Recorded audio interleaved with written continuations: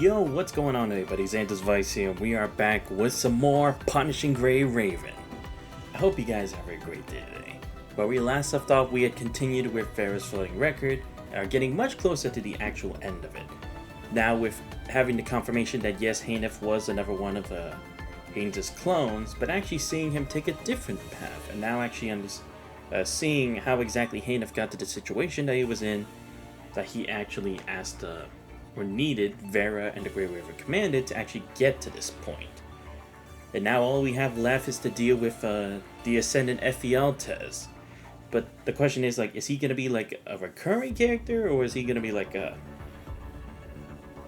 kind of like on the side, like just for this? Because I mean, to be fair, when it came to Noan, he was around for a good while, and a lot of his came from the floating record, so I guess it's a possibility that it's like he'll be here, but like maybe just not as much compared to like others are like the main ones like Lithos and Luna and them, but we'll have to see. But anyway, we're gonna be finishing this up today, just so we can finally start with the Genevieve one, just because like again, it's like something I can at least do now without having to wait like going in chronological order with all the other stuff.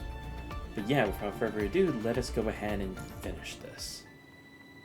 I think it was Spark to Wildfire, right? Yeah, here we go. Yeah, because now we have all the memories of everything that happened, both in the past and currently going to put... Oh, there's other stuff here. Crossroads, okay. Okay, so maybe this is like stuff that happened with Vera after the events of...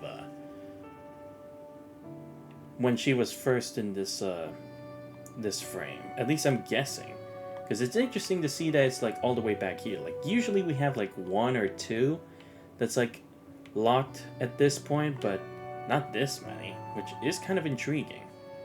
But yeah, anyway, let's go ahead and deal with this.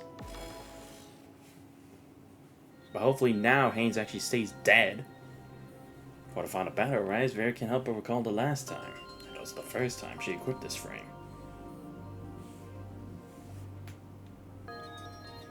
You've already gone through 579 precautions.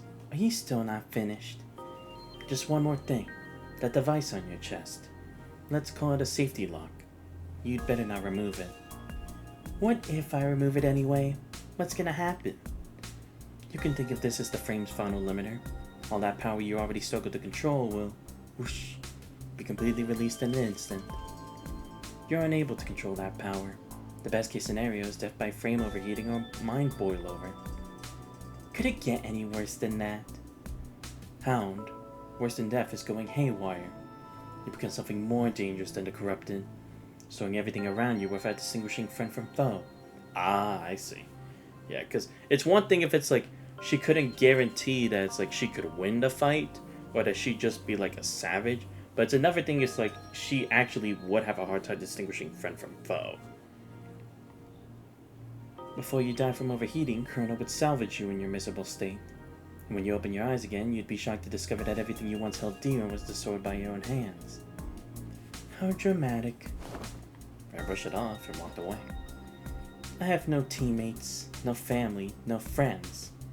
Just assign me somewhere with fewer refugees and be done with it. Colonel staff member rushed after her. About the Special Operations Group 13 mission. We all know. The higher-ups said they needed to eliminate the traitors, while also testing you. So you all knew about Hay and Little Mute all along. I couldn't stop it. This is off the record, but I even hoped you would have deserted during that mission, but you still came back alone. You survived this test again. In a way, you become an irreplaceable benchmark for many of us. If you left too, we might not even know what to do with ourselves anymore. So please don't pull that safety lock so easily, okay? Get through this frame's testing period smoothly, and then you can switch back to your Rosen frame. No, I understand it now. There's no point in standing with you people. I only have enemies. That day is the only construct to pass the test. She left the Corona Fortress and accepted an extremely simple mission. All she needed to do was retrieve some special test materials and transport them to a nearby base. So that's where that started from. Right, because it still does follow like how she felt before, like having a cushy job and all that stuff wasn't really what she was aiming for. Like, she's not like trying to be like self-righteous, similar to like that of Vanessa, but she's also not just like just bloodthirsty like some other constructs we've met. Weather wasn't great that day, gloomy with a yellowish cast to the sky, looking like snow was about to fall. I should give this frame a name. I can't just keep calling it by its model number. What would be a good name? At the Rose Inn, what comes next? How about Garnet? She'd already retrieved the test materials and was sitting atop the building in the conservation area. For caustic visual module, she could see a group of young trainees engaging in combat simulation nearby. Isn't this just like when I was training? But after we graduated, we were sent all over the world to get tangled in various human against human wars. After they graduate, they'll focus solely on fighting the corrupted. Huh. Fighting for all humanity. How much more noble their purpose has become. Having seen enough of the competition between the red and blue squad, she decided to gather her things and return to completing her mission. But that's when the crisis began. The conservation area's alarms blared with urgency, catching even the FOS students off guard. She spotted a slightly dazed student running out from behind the training barricade, taking down one or two corrupted before rushing toward the conservation area where they began to evacuate civilians as a matter of course. Does that student have a death wish? Unable to watch their foolishness any longer, she dropped down from her position, ready to lend a quick hand. As by taking out a few corrupted, buying them some time, or maybe...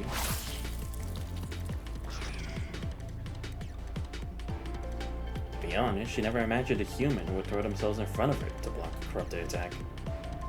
Corrupted tore a horrific gash through their fragile human body, so severe that anyone who saw it would declare the victim dead on the spot. You're insane! She picked up the badly wounded person. In her daze, surrounded by the cold winds and the screech of corrupted, she felt as though she was carrying her younger self. Back then, she was the same, preferring to clash with her fellow officer cadets rather than joining them as obedient livestock for the system. She suspected Haynes was up to something. She boldly made contact to gather intelligence. Despite knowing the extreme dangers of constant modification, she still voluntarily signed her name on the documents. Thinking back then was straightforward. If there was injustice, she would cry out. If there was oppression, she would rebel. If there was danger, she would rush to the front. As if heroic courage alone would always pay off. But in reality, what did it actually get her? She looked at the person in her arms, staring at the still bleeding wound. What she could see was the next in a cycle of endless heroic tragedy. She made a decision. Because of that decision, she once again experienced having more than just enemies in her life for a brief moment.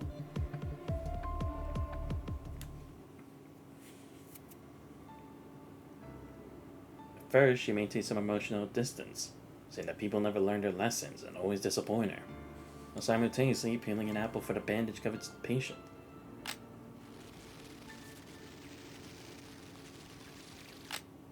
The future Great Commandant, precious test materials still packed into their side, seemed to have little understanding of the surface brutality.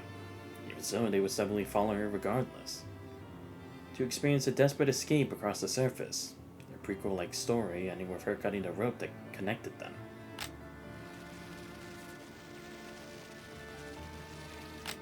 Afterward, her story turned to a new chapter, one titled Cerberus.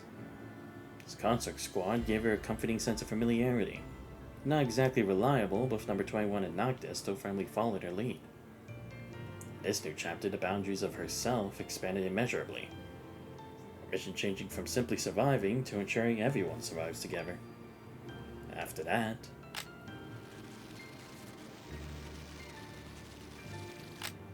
the pages of her new chapter turned rapidly, bringing us to Atlantis.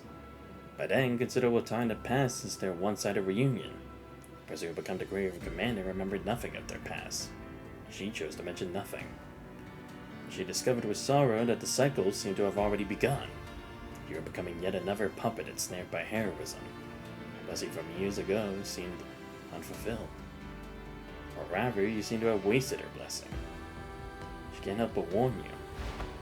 If you understand the Parliament of Kurano enough, you'll understand where they are making you dance to their tune. Kurano wants to lock you up for conspiring with the enemy. The Parliament wants you to sacrifice everything for the fate of humanity. They're both trying to rob you and bleed you dry. One of them is blatant with their intentions, the other decorates it with righteous causes. This is what I can't understand about you. If you already seen their true face, why are you still willing to risk your life for them? Why do you choose them? You answered. I didn't choose them. I chose humanity. You burst into laughter, attempted to say you're still as naive as you were back then. Ah, right. So that's why she really brought out that question. Not only because of how that situation had escalated, but there was more to that question. But you continue. I also don't believe you're the type to extinguish the flame.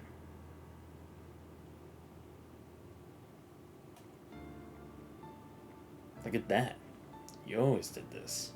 Seeing right through her contradictions and unspoken reluctance. You clearly knew that you and her were exactly the same kind of person.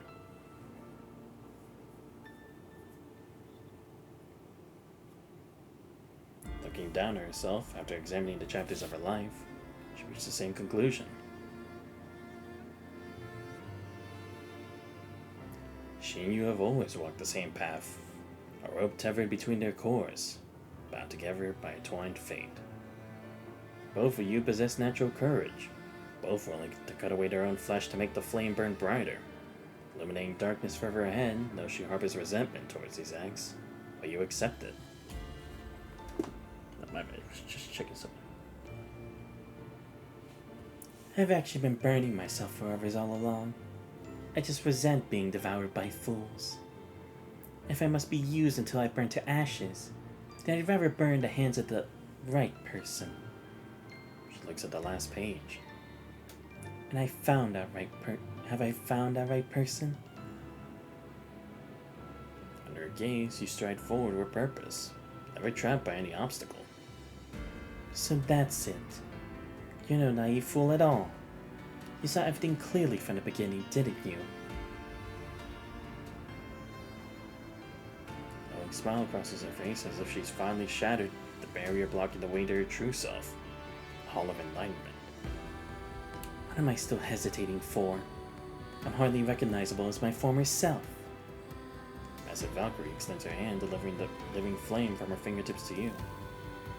The fire is right here. You understood all along, didn't you? Take it. Sure enough, you receive the flame with care as you advance ever forward. She feels deeply gratified. By now, she's even grown accustomed to giving praise. Even if only one of us reaches that destination, it's still a brilliant victory. Seeing you press forward with that unwavering silhouette is the reward for my own long journey of courage. Before leaving it all behind, she voiced her final request. Just like before, use me completely, burn me thoroughly, and be sure to turn these small sparks to a raging wildfire. Different from before, she has cast aside the last trace of resentment in her heart. Come on, take the last piece of flesh from my body.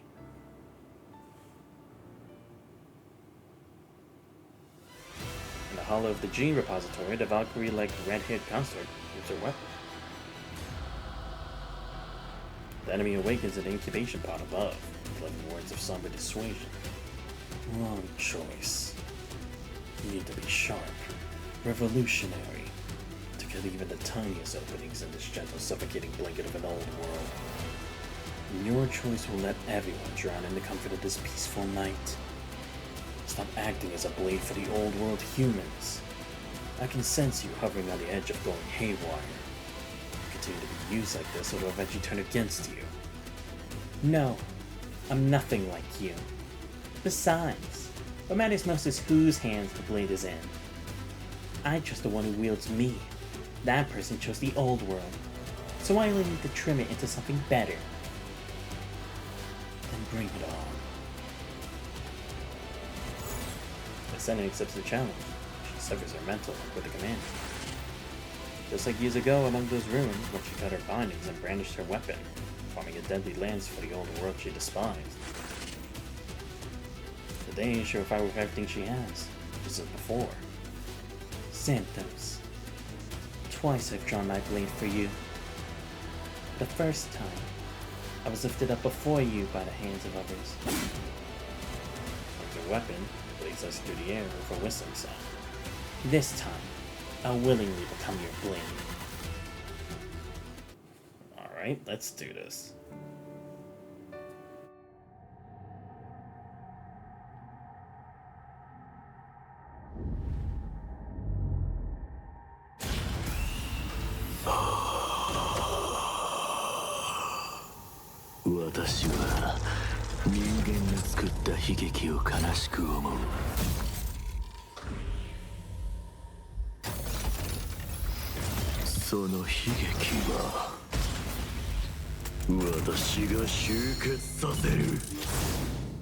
Ooh, okay.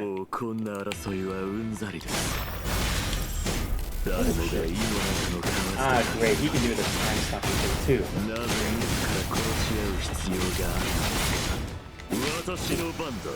What? Oh, okay. I'm so dumb.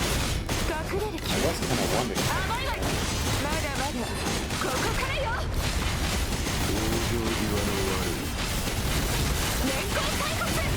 There we go.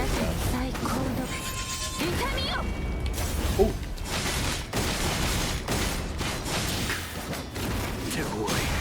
Ooh. Ooh. Okay.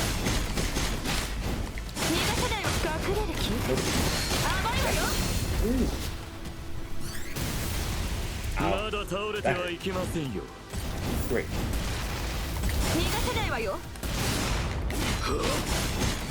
There we go.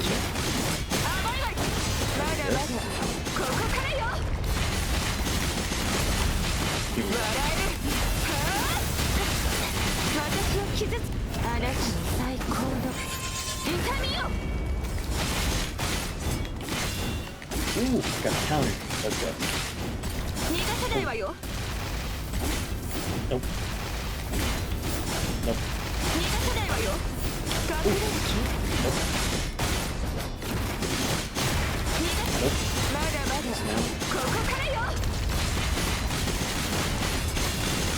Come on.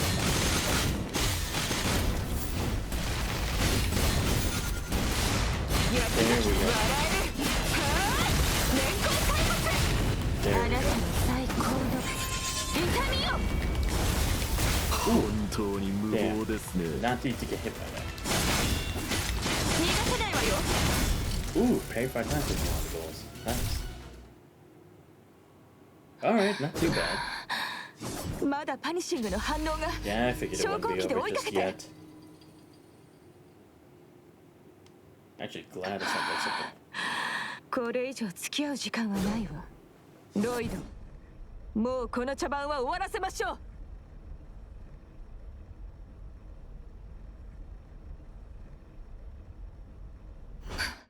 故障？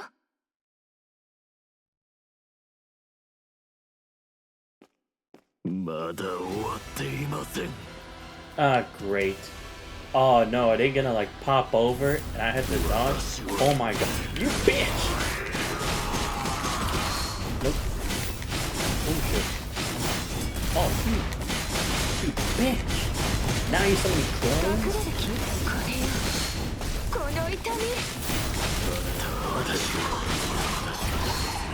Oh no no no no. Yo, shut up. Ah, damn it. I actually died? Damn, that actually sucks. But here I was thinking I could go for the close down. And again, I guess it's because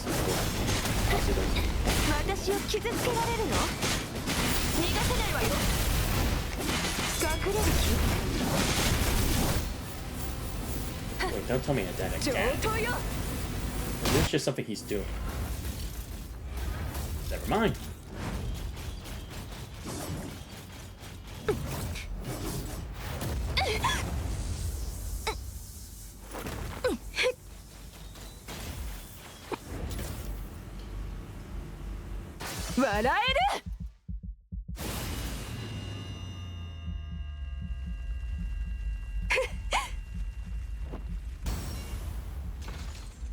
Yo, that face. Oh, whoa. Who is this?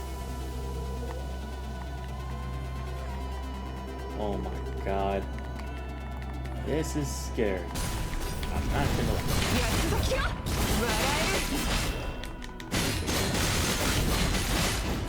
There we go. Oh my god. Oh. There we go. Damn, this is actually really tough to do.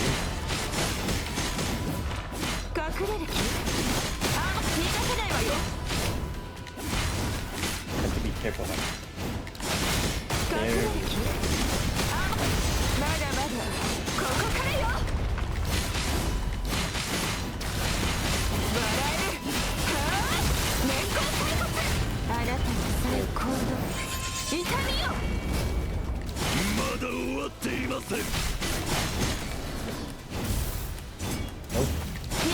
go. Nope. Nope. Nope.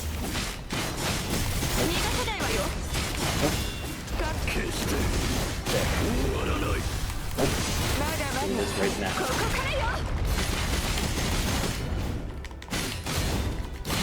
There we go.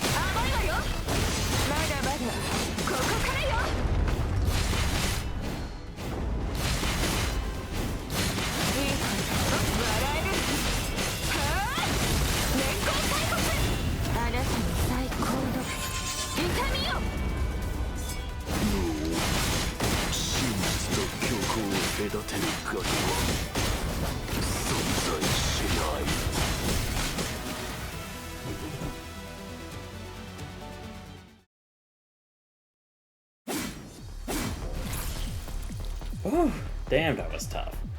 Did a prolonged battle or double-edged spear caused countless wounds. Blood, vital fluid, or whatever substance makes up punishing creatures.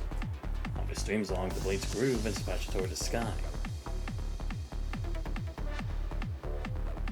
Damn, this bear is dangerous.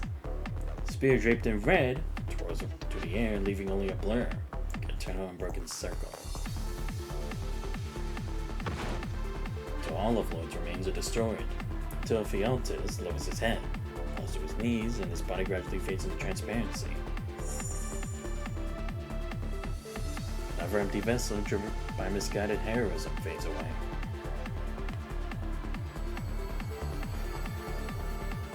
Seems to drag his broken body back to the new world he had always longed for.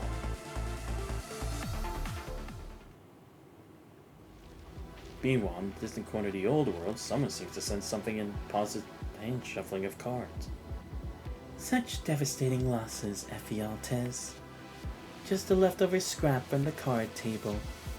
And yet with those broken remains, you actually dared to dream of igniting the flames that would destroy the old world.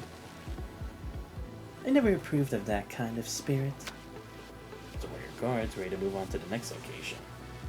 Anyway, I only lent a small hand. I'll just accept the loss and move on. Not a moment before leaving, she perceives new information, like a wisp of smoke slowly drifting across her tongue. Oh? Get up a smile. Impressive indeed. They actually managed to cultivate controllable little bugs. Dodge all. Ah, god damn it. Of course, that's something I'm gonna have to work on at some point. Motherfucker. I'll do that on my own time. Time of dawn. Bray watches the dust settle as the power engines throughout her body finally emit a high-pitched warning of imminent overheating. There's the one knee at the center of the platform. Gotta get further away. Otherwise, something worse will happen. She tries to prop her frame up with her weapon, still intent on moving further away, but the red light emanating from her entire body tells her this isn't going to happen. While the fluid leaks from every point of her frame, all circuits unable to bear the strain of her berserk bout any longer. She can feel herself succumb into a terrible state of haywire, her vision growing increasingly blurry as her fingers finally dug into the metal floor, covering a chilling black gash. I absolutely won't. And so pathetically here. Sunlight gradually creeps over the horizon. Her knees buckle as the engines in her legs completely melt down. She collapses completely to her knees, where I can't help but concede that those bastards were right. She really does hate the feeling of going haywire most of all. Sharp pain surges through her mind as if some irritating beak is repeatedly attempting to connect. She significantly begins dragging herself in the other direction, trying to put more distance between herself and whoever owns the beacon. Stop connecting me. Lingering flames of fury will scorch everything. I'm dangerous.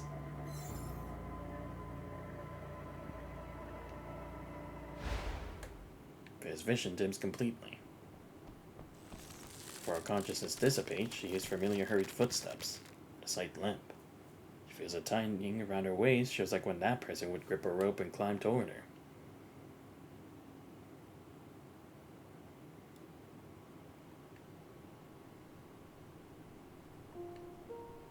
Upon returning to the vast, seemingly endless hall of the true self, Gwyneth supports Vera's arm, carefully examining her metallic body.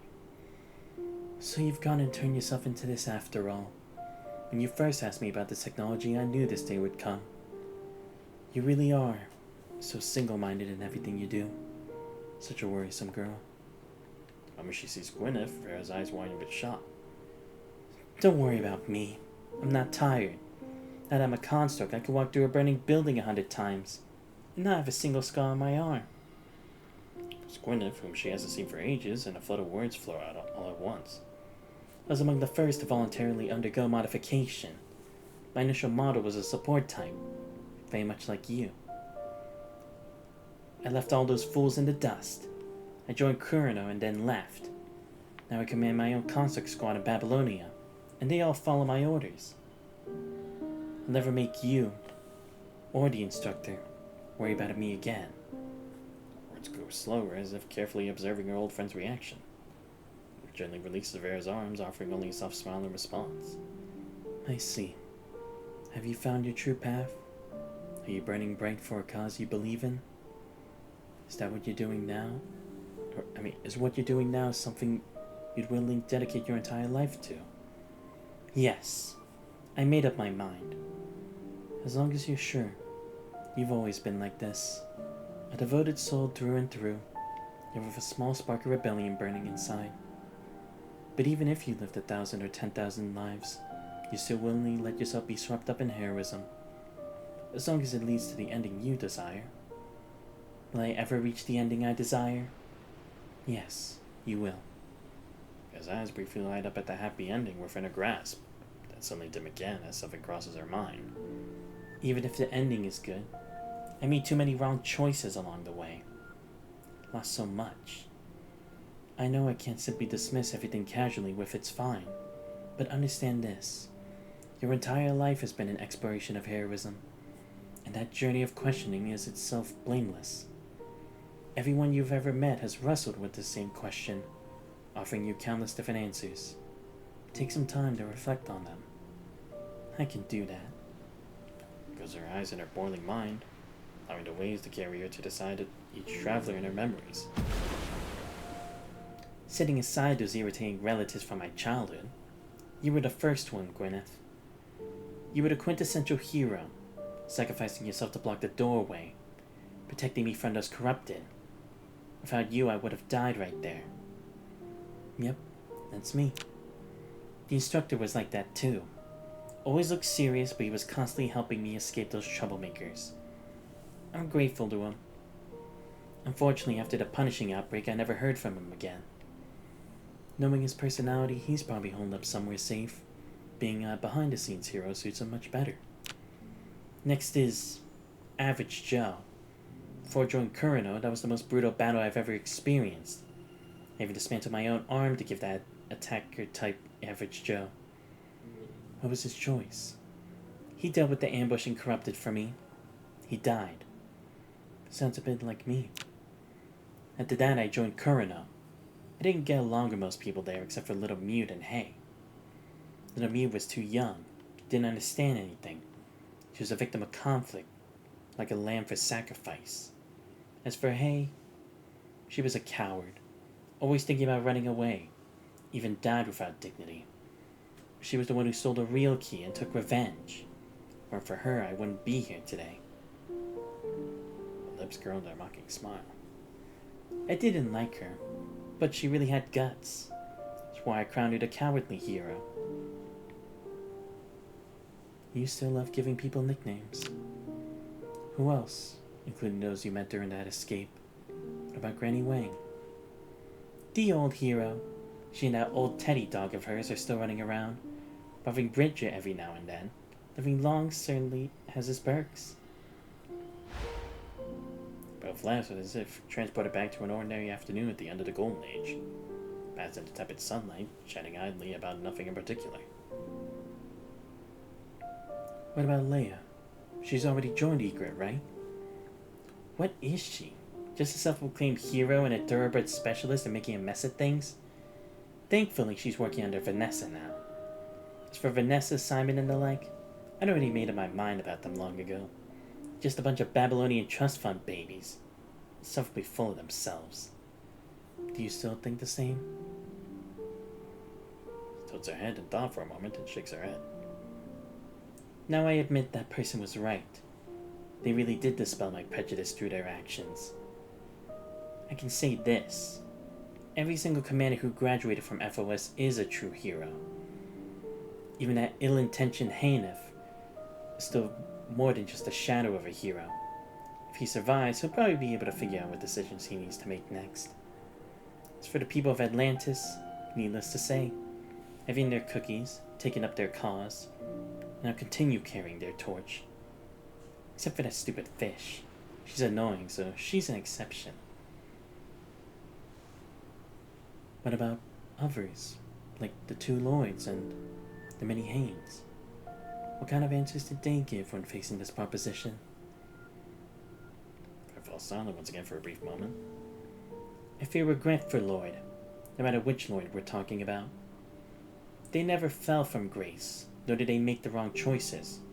Rather, they never made any choices at all. They were simply swept to their deaths by the tide of heroism. Yet not one of them died like a hero. Putting an end to their stories was the only thing I could do for them. As for Haynes, just an insufferably arrogant old man, worse than even those young students. He doesn't deserve to be mentioned alongside anyone I speak of earlier. He got exactly the end he deserved, killed by the next version of himself. Farrah waves her hand dismissively in a great hall, excising Haynes from this blood and tear-stained discussion of heroism. Never bothered to waste much attention on people like him. Time to turn a page on all of this. Yes, it's time to turn the page.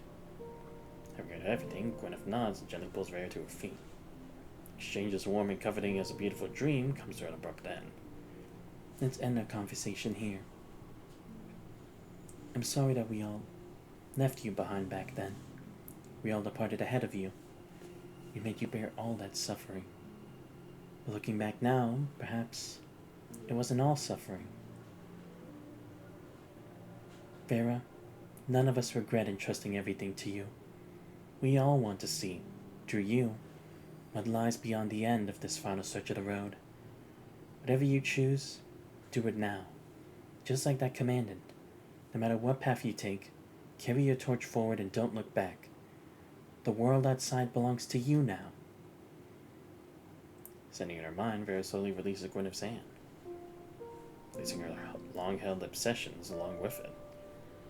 Aren't you afraid I'll break myself anymore? No.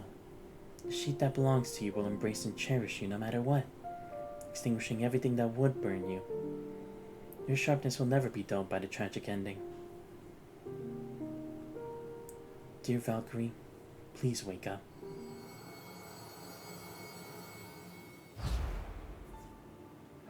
Turbulent currents in her mind seemed to pause, then rush forward. All her thoughts surged back into reality in a single moment. The console Sandy had been seized by power awakens. Red light overflows from her chest, her escaping power as she swings her fist high, savagely tearing at everything around her. All the curses attached to her throughout her life seemed to have take effect at this moment, whether it's being a harbinger of disaster, going haywire, or receiving backlash. Those are deeply, bearing your sharp canines at you. The wounds at your ankle and side still radiate agony, body weakened to the brink of collapse. To the end this night, this tug-of-war battle only now greets its dawn. Final crisis clearly hasn't ended. Connecting, yet never attempted connecting. Bit of connections, you taste your first hint of dread as blood flows from your nose and mouth. I won't accept an ending like this. And this hardship and wandering shouldn't lead to this outcome. I'm furious! A final connection, desperately grasped at the broken rope between you, as if trying to piece together your shattered past, only overcome with sorrow. Dear Valkyrie, please wake up! Things finally impale you. Cat clenches her teeth tightly as vital fluid mingles with blood flowing down.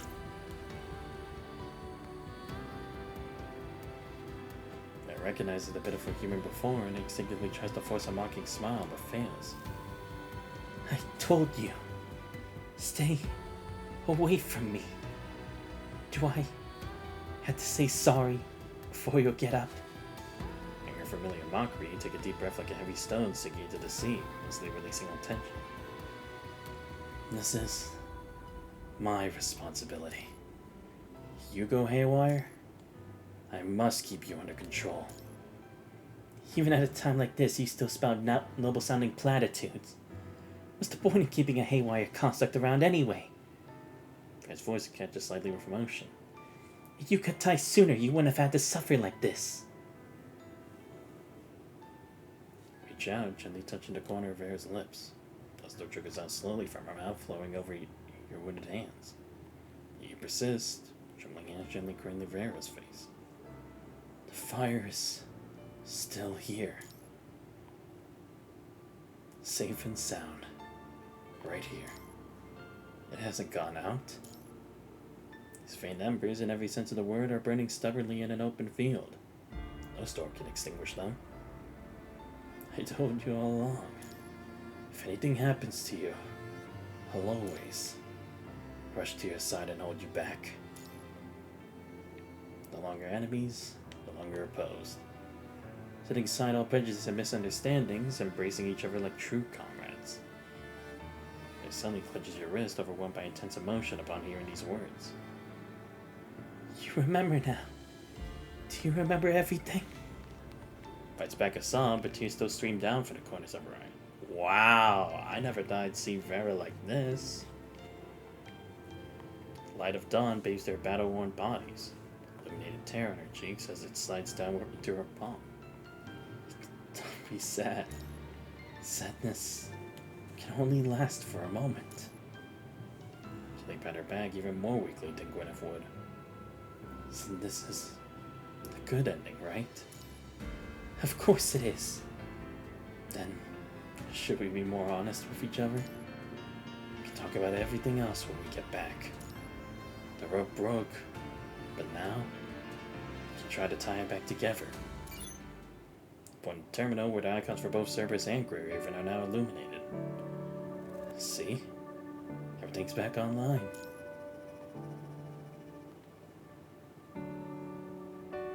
She stares intently at the terminal, then turns her gaze to you. About 10 seconds before finally allowing her eyes to close. Tears she refused to shed now streamed down freely. Alright. Then let me honestly say something I haven't said in a long time. Then you get your hand, she remembers something you told her long ago. She tried trusting others, relying on them for once. You're still alive. Thank goodness. Damn. Like, don't get me wrong, I always thought Vera was gonna be like the badass kind of girl who, like, just does whatever the hell she wants and nothing can stand in her way. But seeing her emotional side here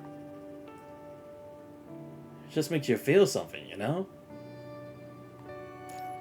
Profile. At dawn, Babylonia's reinforcement forces arrive at the island. Members of both mission squads rush toward the people they've been worried about.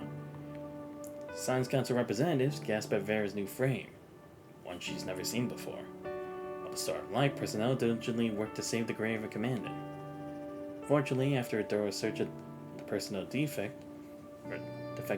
detect faint life signs in a narrow crevice beneath the hollow, but the person in an even worse condition than the Grey River Commandant. All the wounded are transported back to Babylonia. 1 month later, after deliberation by all parties involved, the events on the island are officially classified as an accident, placed under strict confidentiality. After confronting an unknown ascendant and completely eliminating a deathless one who had been hiding in darkness for years, a single one of the 3 people involved in the incident perished. In a way, it could be considered a miracle. Kronos submits the design specifications for the Guy Raver frame, reportedly due to pressure from the control cord. The Science Council obtains full access rights to the frame. As for Haynef, a rigorous investigation awaits him upon discharge from the hospital. As for the Grey River Commandant,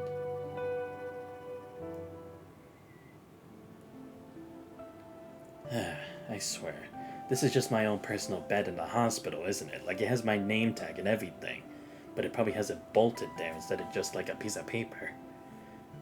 Quiet afternoon, she dozes off in the same pristine white hospital room as every single season. Easy dream transports you back to those years, by the time you're about to graduate from FOS college.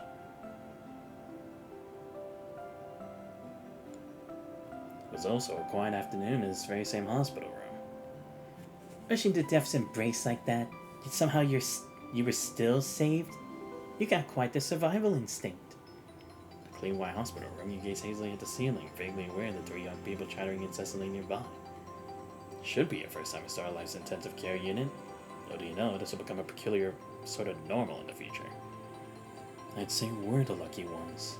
If all is corrupted, I thought we were goners. Never expected to experience a last-minute rescue twice. Can't believe Miss Bridget actually knows Granny Wang. That's so cool.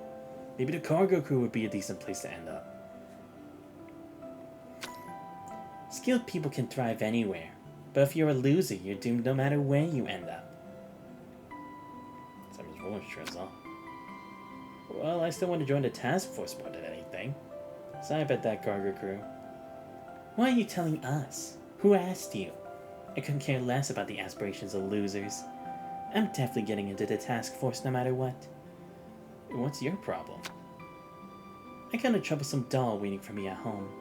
A pair of 6s. Hey. Could you not play cards on my blanket? Oh, that's what... I was like, what is that sound? It's like, it sounds like they're using like some kind of piece of paper, but I couldn't tell what.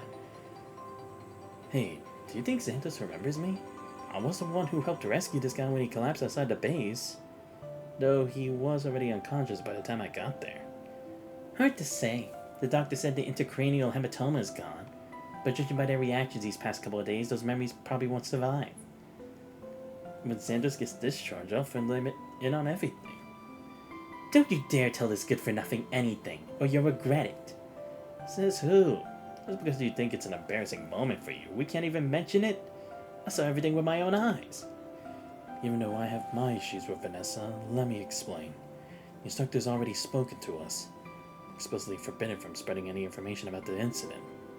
Apparently it's an order from higher up. Especially anything concerning those 2 constructs.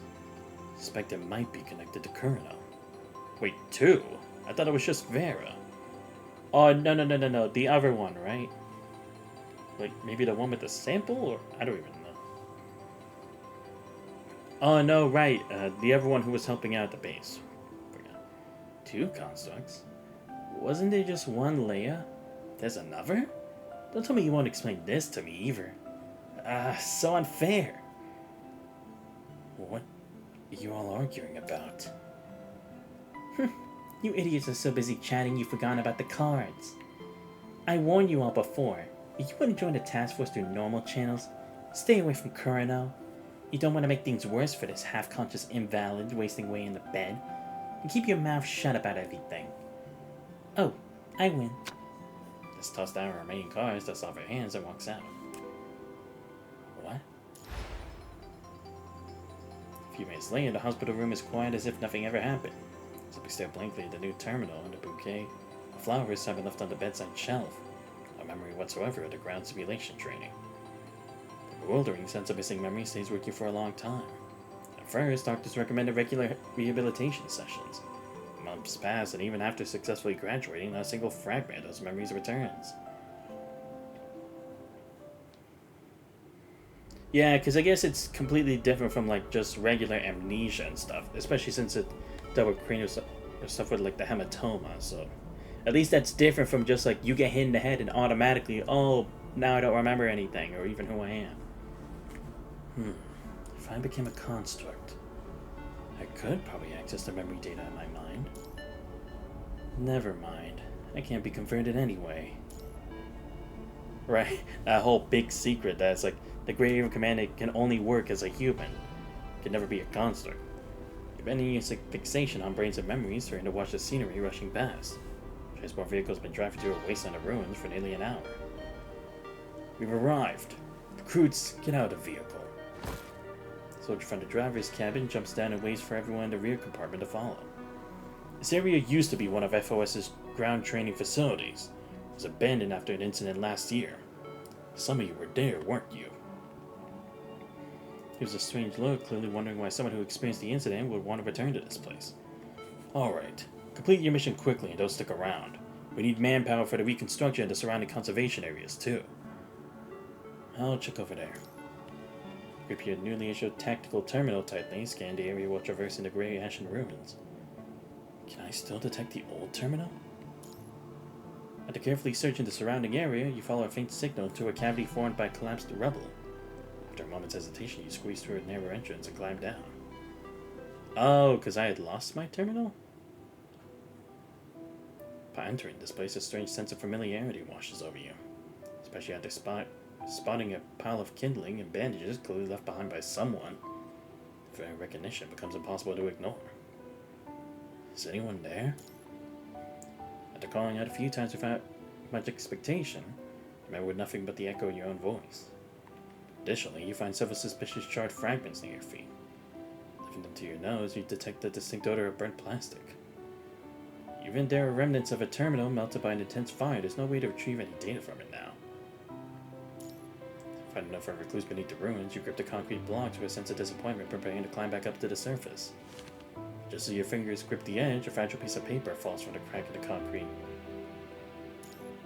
Lunge forward to catch the paper, but the writing on it is hopelessly blurred, completely illegible, having endured long periods of exposure to wind and rain. Despite this, your heart pounds with excitement. You walk briskly across the ruins, then gradually quicken your pace.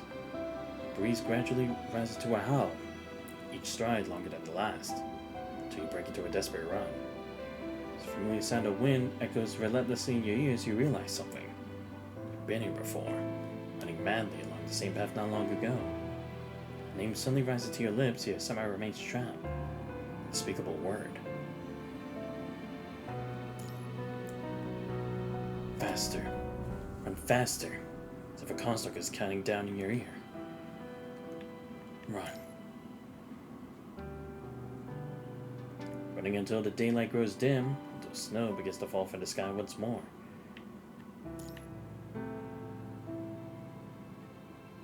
Running through all the ruins and decay, to fade and fragmented memories. Finally, you stop at the highest point of the ruins, slowly raising the note in your hand toward a broken wall before you. The note rustles in your palm, nearly crumbling to pieces. Somehow its soft sound transports you back to a moment you never witnessed before.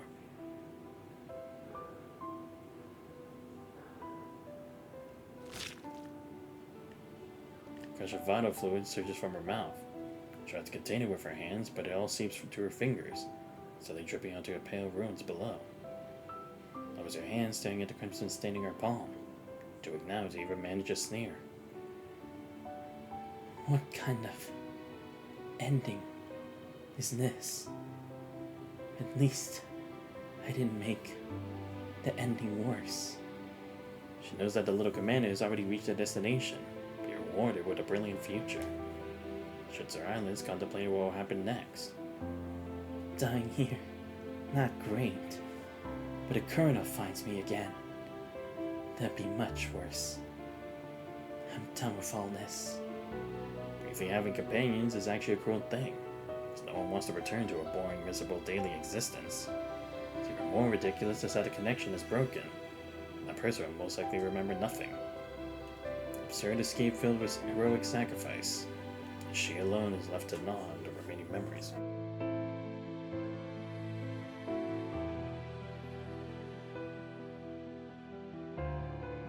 No. I refuse to accept this. I absolutely refuse.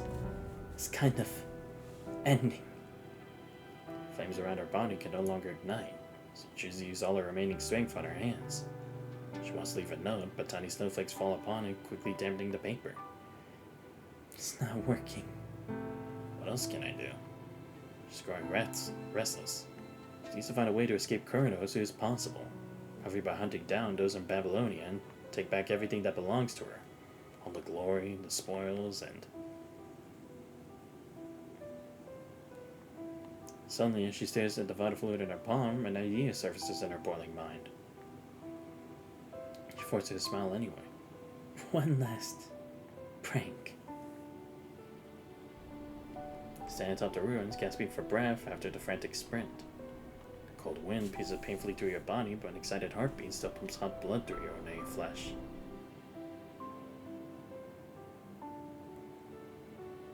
Opening your hand, a note quivering precariously about to be blown away, but that doesn't matter.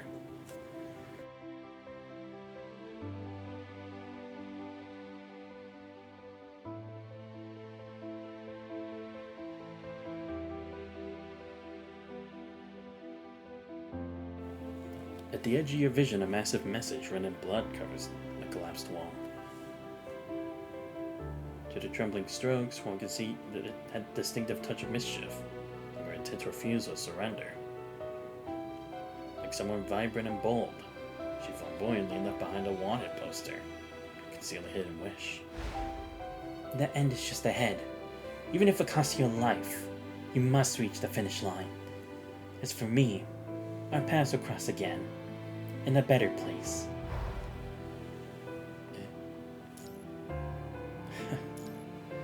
You'll never miss the desolate ruins. For the chaotic jumble of memories, a single phrase breaks free for the confusion and surfaces. Grief could only last for a second. Grief could only last for 1 second. They will meet again in the very next.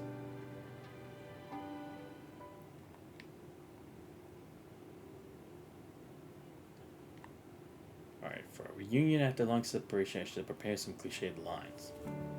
Opening your eyes, fully opening your eyes, you return not to any dream, but to unmistakable reality. It's been a while. Your Cossack sits in a chair beside a hospital bed, peeling a bright red apple again. Want some fruit? We only have apples here. If you ever have something else. Sure thing. Guess where you are? Heaven or hell? Take your pick. Neither. I choose reality. Correct answer. Seems satisfied with your answer, laughing with a rare sense of relaxation as she casually crosses her legs. What else do you want to know? I'll answer anything, but you got 3 minutes. And your frame? The frame has been transferred to the Science Council. Hilda personally supervised the process. Everyone worked quickly. Not only reduced the frame's overall power output, but also installed various modules necessary for daily life. A kind of haywire situation. It won't happen again. The Garnet frame is nearly totaled, still undergoing repairs. Can't switch back to the Rosen frame either for now. as the Science Council is worried about potential issues during the frame synchronization process. We'll consider after discharged. What about what happened on the island? Except for that ascendant who left behind traces of their escape, everyone who deserved to die is dead as can be. All the hetero creatures and every last Haynes. By the way, that junior colleague of yours is now under supervision in a special ward. These past few days he's stubbornly refusing to acknowledge any connection with Haynes. It's more of an emotional denial. It's just that from now on it'll only be Haynef. As for you, if Babylon's support had arrived even slightly later, the punishing virus would have completely devoured your internal organs. The wound on your leg was also serious, but it's healing well. Starlight's medical technology really is something else. I have more questions. Ask quickly. 3 minutes are almost up. Vera, are you disappointed in your own story? Exactly the same question as back then. You're really persistent. Is your answer still the same? Of course not. It's been so long. Multiple remains of her cut apple as she contemplates the question seriously. Even though it often brings me to tears of rage, it can never be judged as a tragedy. If I must define it, it's an incredibly rich and glorious life. The debts I had to repay, I repaid. The vengeance I had to seek, I've sought. The path I had to walk, I'm still walking. Most importantly, there have always been people by my side throughout the journey. As she speaks, she reaches out and tidies the hair on your forehead. Don't rush. Once your memories return, we can reminisce properly every day. Haven't yet seen the end of your destiny, so keep watch by your side. You've all the time in the world. Great. The annoying visiting hours begin. Today those 3 irritating folks from Grey Raven all have missions, so finally they're not the first ones barging in. That variant's answer comes to an end, as the apple back on the plane rises to leave. It was a complete freedom, as if all the blessings bestowed upon her life have finally taken effect. Able to go wherever she wishes, able to retain whatever she desires. Whether it's a medical pack, a serum, an apple, or a person she wants to save. Wait, Vera. What is it? I can spare a moment for one last bit of nonsense. We'll always meet again, Vera. Of course. Since the starting point was Vera, the end point should also be Vera. Even beyond the end of the final road, there'll always be a field of pomegranate red. For Vera. Spark to wildfire. I heard you almost lost your life again. Did those kindergartners from Grey Raven work themselves into a panic? Vanessa stands by the bedside empty handed, not even bothering to bring her bouquet, like Snipe remarks.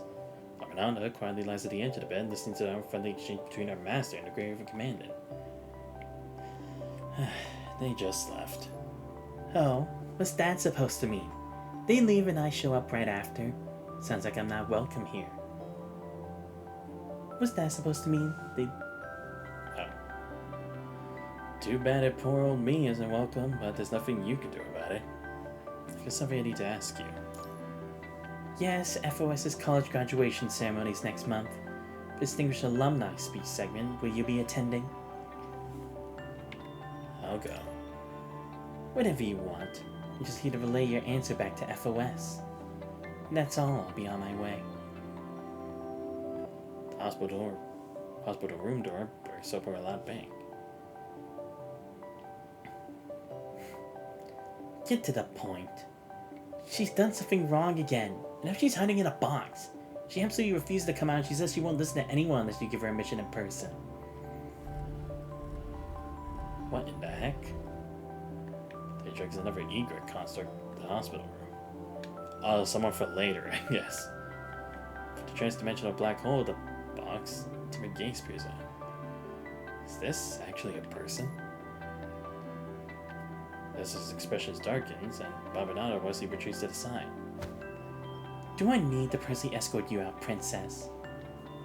Oh, what? Did I forget about this person? It's the first time hearing Vanessa personally address someone as princess. Shock of it lingers in your mind. few seconds of silence, the black hole self-doubt begins to shake violently.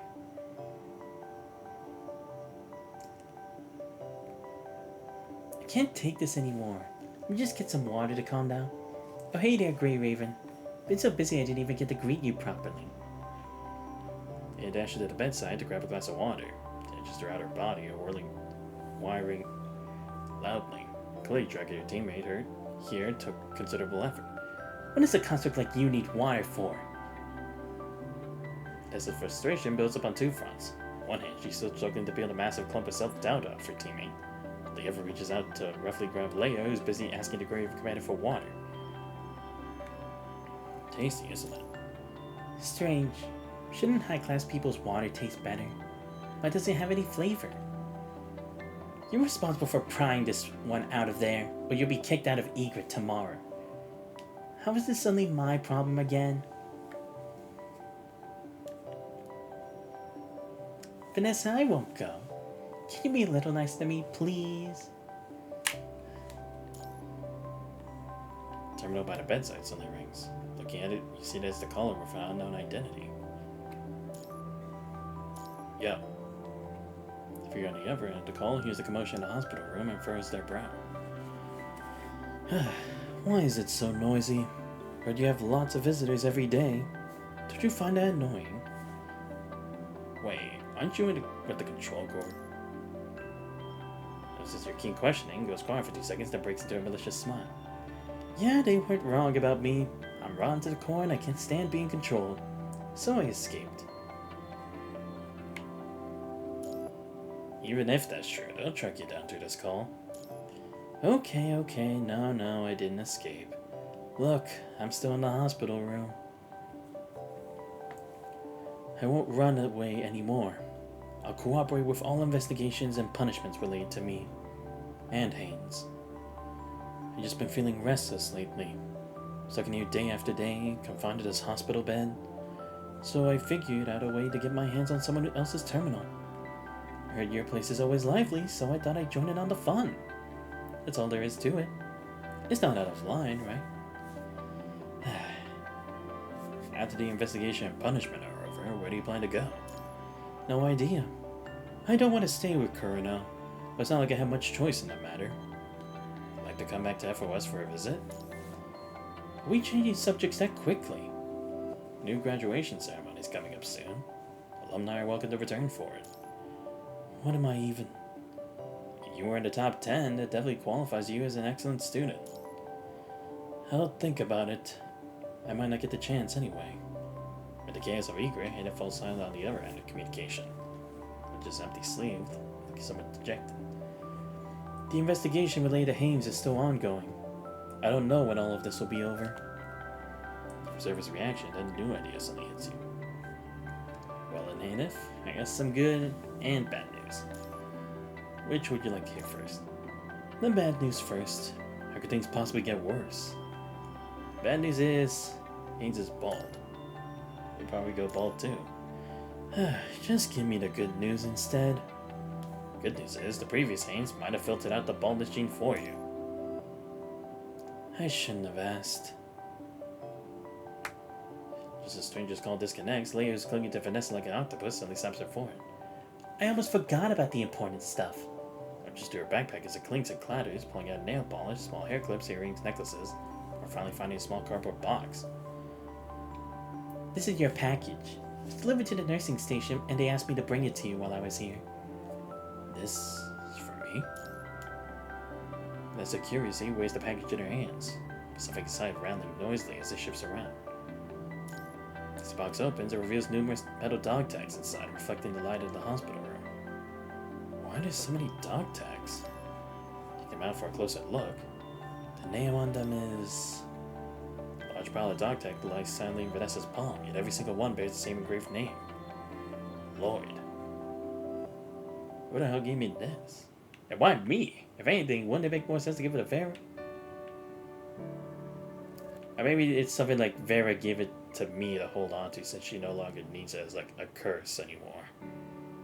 Alright, let's continue a bit more. Some kind of hero. Wonder what this point in time is. As the wasteland, a conscript squad from Babylonia pushes forward against the billowing sands. It's the barren outskirts of Las Pradas. Oh, right, that investigation, right? Or I guess people were investigating, like, that they had gotten the materials for the embryos from Los Prados, right? So I guess they're investigating that after seeing Haynes' research. Step 4, 5, 6, 7. We're here. Grey Mako, halt. Captain Mako 1 raised their combat terminal. Previously functional device only displays nothing but static interference. Signal interruption begins exactly 7 standard steps from the red line. Rumors for Babylonia were actually true. The ferret fire team signal will also vanish at this point. They cross the red line. The mission red line represents the strict operational boundary everyone must adhere to during ground missions.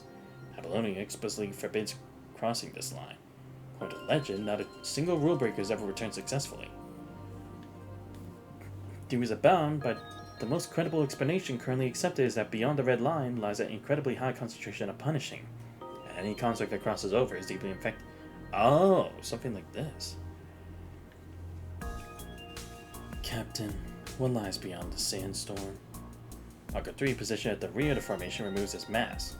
The windblown sand immediately sweeps across his face, tingling with his... What the hell? What? What, did he disguise? Oh, no. Is this like about, like, before? Because he was saying he wanted revenge, right? Is it maybe about this? Everyone tacitly acknowledges that Mako 3 is special. In this moment, he stays at the desolate wasteland with the same bewilderment as any standard issue construct. I don't know. He lowers his head and begins taking inventory of their equipment. For all the fire teams of Babylonia, what lies ahead represents this ultimate unknown. They've yearned to live for years. Maybe it's like it's going to show us how Ephialtes became an ascendant? Their Grey Mako fire team is no different, but the curiosity remains purely theoretical, no record of having ever crossed the red line. Something feels off to me. Ferret's never been one to take risks, so why would they suddenly cross the boundary now? Give us your orders, Captain. What should we do? Stay off in the safety of the red line and wait for them to return from the sandstorm? Or... You're thinking about going after them, aren't you? I'm all for it. I haven't even said anything yet. Don't take risks. Do you two want your memory data completely wiped again? They get new names and be thrown to different teams? Okay, I'll shut up.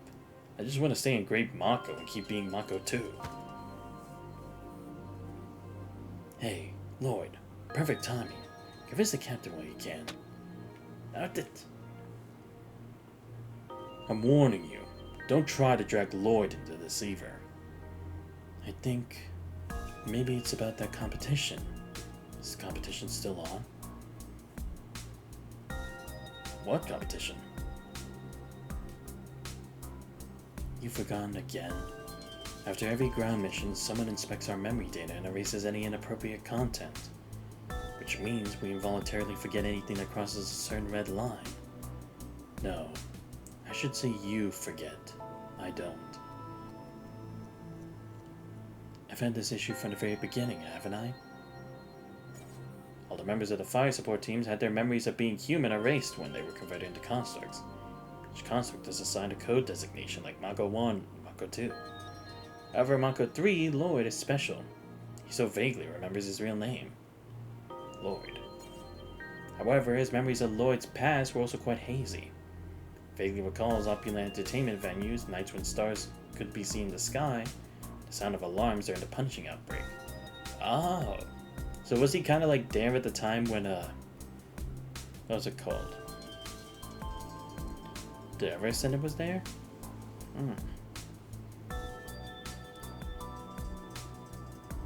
Mako 3 doesn't really care about any of it.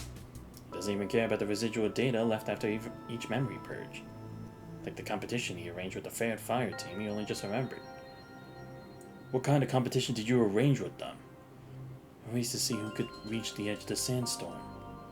I agreed to race with them to see what lies beyond the sandstorm, or if it's the old world destroyed by punishing, or the hidden new world they're keeping from us. Whoever arrived first would discover the truth. You're not usually one to take risks. Why would you agree to such a foolish competition? I thought they were joking, so I agreed. But now the signals have gone dark right here. Mako 3 gazes impassively toward the distant sandstorm, simply stating the facts without expressing any opinion. That's enough. Tracking stops here. The mission is complete. Hey, Captain. Once we confirm the Ferret fire team signal disappeared at the edge of the red line, we can abandon the search and classify them as missing. Fall back. Wait, Captain. If even Lloyd admitted it, something must be wrong. Sure, the guys from Ferret team can be jokers, but they never messed up a mission, and they've always looked after us. According to Lloyd's memory shards, we must have had deeper interactions with them. Why the silence again? Why is everyone afraid to say it? Don't we already know something's being hidden from us? It's like this sandstorm blinding us all, yet no one's willing to tear through it. How many fire teams have disappeared at the red line's edge now? Our memory data was wiped clean, but Lloyd still remembers. Why is everyone turning a blind eye? Yeah, actually, true. Because, again, it's like, you would think this kind of situation would have already been told to us before. Because we did at least have a vague idea of traveling by boat and that we'd lose signal at some point. But aside from that, it's like, it didn't seem like too urgent or like that they would give us extra backup or something like that, especially since they only had Vera accompanied by the Grey Raven Commandant. So what changed? Or I guess maybe that's Colonel keeping it hidden because of like their ties to Haynes. Lord, you understand me, right? Help me convince the captain. If Fair just no. We can still make it now if we go in now. What, they haven't gone too deep yet. I am Mako 3 first and Lloyd second. My only duty is to raise my concerns, and I will absolutely follow the Grey Mako captain's orders. With almost indifferent demeanor, Mako 3 packs up his equipment and prepares to fasten his helmet back on, ready to leave the edge of Las Pradas behind. That's how it should be. He only needs to fulfill his duties as the Babylonia consort and complete his missions properly. For his friendly comrades, from other fire teams and the so-called companions. A gut-wrenching scream cuts through the swirling sand and appears on Mako 3's audio module, shattering his train of thought. Everyone from Grey Mako takes a look only to see a stumbling figure lunging toward them. Right beyond there, there's a new world! Someone from Ferret! Someone still alive! Mako 2 rushes forward to support the severely injured consort. Identity verification complete. It's the Ferret leader! He's the first person to return from beyond the red line. You okay? Can you speak? He's not going to make it. What? Following Mako 2's gaze downward reveals a shocking massive hole in the consort's abdomen. Horrifying mechanical innards are exposed with barely any vital fluid left to leak out. Only a spine-like mechanical skeleton supports the upper body of his frame, preventing it from completely breaking apart. Hey, Ferret guy, what did you say when you were approaching us? You mentioned outside, right? The rumors were true. This world isn't all there is. Outside, there's a new world. Severely wounded consort sinks to his knees in the sand, swallows hard, and suddenly becomes emotionally distraught. Lifts up his hand with desperate strength, rushes to speak his remaining words. Constructs are just test subjects. Disposable resources. Every time we deploy for ground combat, Babylonia confines us to this specific area. They're actually testing us with gradually increasing punishing concentrations. We must cross the red line. Go outside. There's a new world out there. We need to escape Babylonia. Break free from their control. What's the price for crossing that boundary? How do you get a wound like this? It's... Mako 3's rational questioning, his voice gradually weakens. Yes. We can't escape. Batman lowers his head and sinks soulfully in the sand. What about you all? Lloyd! He's dead! While the consort just died, Mako 2 painfully questions his teammate's coldness. I'm sorry, Mako 2. Given his condition, we really couldn't have saved him. Your anger right now is probably because... What if we had crossed that line earlier to find them? We could have saved their entire squad! You just have to waste your time with your useless questions. We might have missed crucial information because of that. Don't you understand? I'm seriously questioning if you're really a consort converted from a human. Are you just a robot? Did he scramble your brain during the conversion?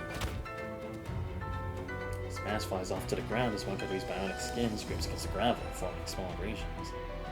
He calmly maintains his grip on Mako 2's hand. You're the ones with scrambled brains. Even if the Ferret Squad managed to transmit information back, as soon as we returned from maintenance, Babylonia would automatically wipe our memory data. In the end, I'll be the only one who remembers. Then will you voluntarily tell us what happened today? Will you tell us the real reason behind the Ferret Fire Team's complete disappearance? As long as you don't ask, I won't say what is necessary.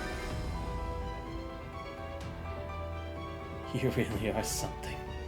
Even at a time like this, you still talk that way. We return, will the Ferret Team have died for nothing?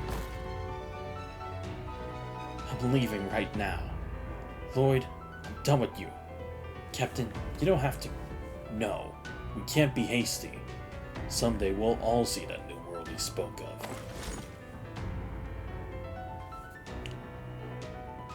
Let's first organize what we already know. I remember we previously taken missions at the edge of Los Prados, but those memories were erased under the pretext of trauma prevention. Lloyd, tell me right now, how many teams have been sacrificed this way? I witnessed 4 teams with my own eyes. To be more precise, we're the specialists who handle these situations. That's exactly why we're here today. I understand now. Since we're the only ones who received the Ferret Squad's message, if we get ourselves killed here too, that would truly make their sacrifice meaningless. We should return, wait for a better opportunity, wait for greater strength. But after her memory data is wiped, do you really believe Lloyd will tell us the truth next time? Then we make Lloyd follow orders. Lloyd, this is my order. No matter what happens in the future, every time our Grey Mako Fire Team awakens, you must tell us the truth about the world as we know it. Do you understand? Repeat. I will inform you in detail of all known information, such as the Ferret Fire Team that died here, such as what he called the New World outside. Good. Consider this a secret mission I'm assigning to you. Mission code name? Captain stands at the edge of the non-existent red line, watching as sand buries the remains of the constructs. Perhaps beneath the wasteland there are more constructs who died in pursuit of the truth. New World.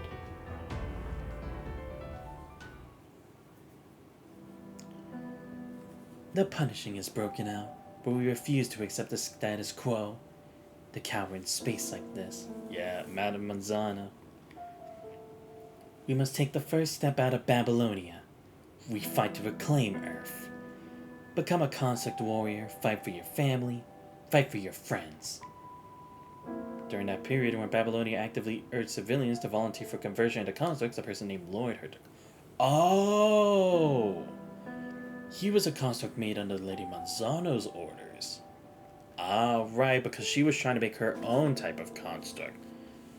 Where she and the player had both become constructs. Perhaps he was tired of the monotonous wartime life in Babylonia. Perhaps his eyes were tired of the San Lorenzo facility in Babylonia's lower levels, no longer willing to witness the decadent luxury and the unbearable corruption. Or perhaps he simply wanted freedom. The ground is far more vast place than Babylonia. So he stepped forward, accepting the construct modification surgery. To prevent psychological trauma from excessive pain, the staff kindly helped by erasing all memories of the construct modification process, then assigned new digital designations based on the new construct groupings, like Mako 1, 2, and 3. Thus, Mako 3's anomaly was apparent from the very moment he opened his eyes. He remembered Lloyd's original aspiration. Lloyd? Here we are. It reminds Mako 3, indicating that they're about to lead the safety of Babylonia. Many years have quietly passed since the annihilation of the Ferret Squad. Today, the Grey Mako Squad prepares to deploy on another mission. The Grey Mako Fire Team exits the ascending elevator one by one, arriving at the maintenance deck to receive their routine maintenance before departure. Seeing them about to depart, the constructs on the maintenance deck cast glances their way, but quickly look away, collectively guarding some unspoken secret. Let's go. Staff should be waiting for us. Wait, Lloyd. I need to speak with you. Just like before, after our memory data is wiped, you'll tell us everything we should know, and then we'll do what needs to be done together. 103 times. This will be Grey Mako Squad's 103rd mission to the edges of Los Prados on the surface. It's also their 103rd attempt to probe toward the edge of the world. Fortunately, no one has discovered they're using their missions as cover to search for the truth.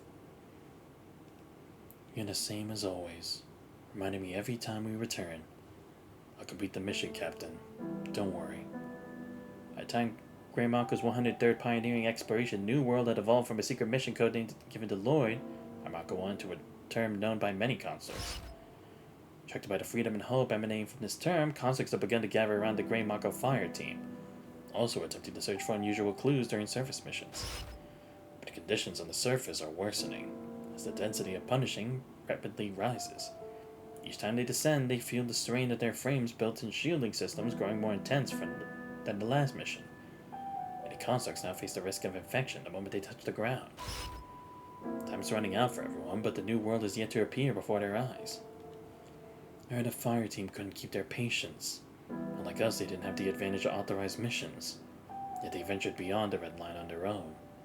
The entire team disappeared and was declared traitors.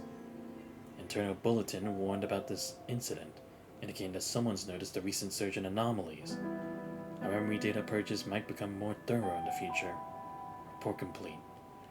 Hey Lloyd, will you still remember everything? Commit these faces to memory, wondering how many will remain after the next mission. Yes, I'll remember everything. I'll remember all of you. That's enough then.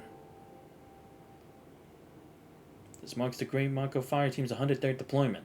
Securing the transport aircraft's cabin, they experienced the exact same bumps and vibrations as every previous mission before once again reaching the edge of Los Prados. Exit the transport and once again step into an unfamiliar or familiar wasteland, pushing forward against the howling sand and wind. The success of their previous 102 border recovery missions has earned this team complete trust in their capabilities. During operations, they're briefly permitted to cross the red line. Once the mission ends, a memory data purge takes care of the rest. Despite having 102 perfect opportunities to uncover the truth, they never acted rationally, only venturing slightly deeper into sandstorm with each mission. Well, I mean, to be fair, that is a smart way of approaching it, because they're just not like rushing recklessly into something that's like could be like a kind of quicksand kind of trap, or like a giant sandworm attacking them, or even like abductions or something. So as long as like they're only treading slightly further, and considering that they can always just reboot back and that they'll have those memories, they will eventually reach it. It just depends on like how many or how long the time is from one mission to the next. Is it like the next day, week, month, or year? The ants consciously moving forward, tiny steps accumulating to great distances, just as they quietly spread ideas of the new world throughout Babylonia. Sees it down within each construct's heart, await the day they'll gather it into a mighty current. Mako 3 is suddenly struck by a powerful premonition that this mission will be different. Unable to contain himself as they advance, he asks a fundamental question.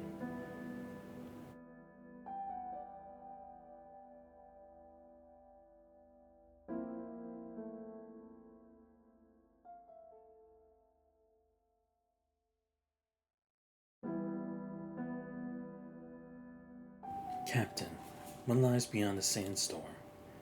I don't know. But I feel that this time we'll discover the truth. I believe all those disappearances won't be in vain. They'll finally be explained today.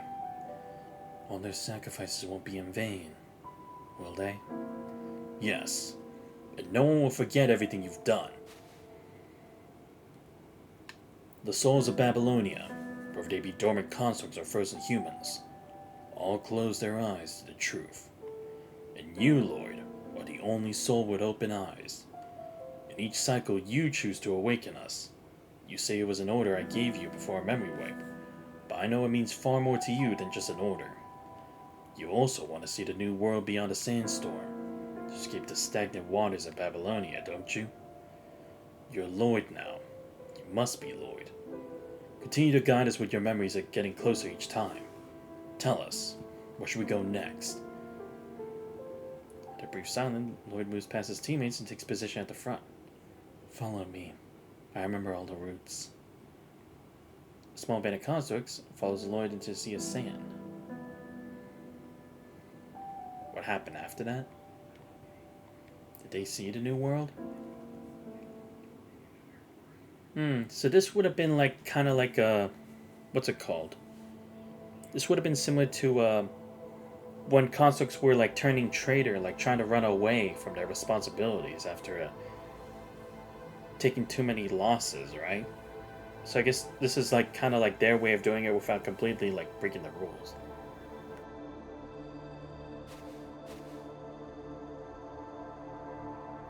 Blurry light seems to sway before my eyes, as if someone examining my visual module with a flashlight. Mako 3, repeat after me. I don't remember. Why can't I remember? He should have been Lloyd, the only one who remembered everything. He should have been the backbone of the New World. The Grey Mako Squad, all traitors. Eliminated at the edge of Los Prados. Shattered. What betrayal? What was eliminated? What was shattered? What was shattered? No, maybe this is why we see, yeah, maybe this is that betrayal that he was talking about. Captain, there's also... Lloyd's eyes snap open, finds himself kneeling on the examination table, as both of his lower legs. Hours ago, a massive weapon at the edge of Los Prados had left horrific wounds across his lower body.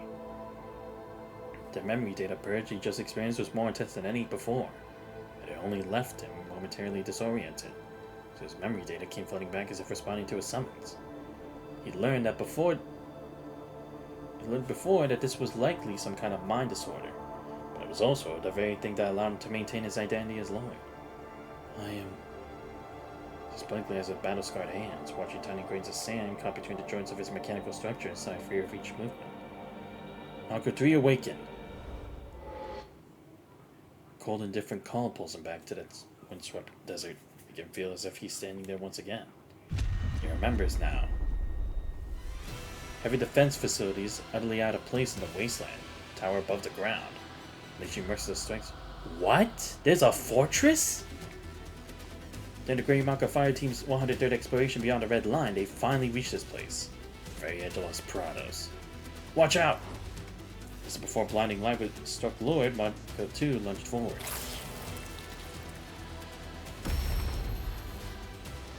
The next moment, shattered fragments of the construct drift slowly past Lloyd's face, as if in slow motion. Mako 2 was instantly shattered, far beyond any possibility of recycling. Barely manages to reach out and grasp a shard, because Mako 2's shoulder blade. Get up! Lloyd, you absolutely cannot fall. This heavy firepower facing means this must be the final exit. Just get over this dune and we'll definitely see the nuke. Captain couldn't finish speaking as another explosion roared.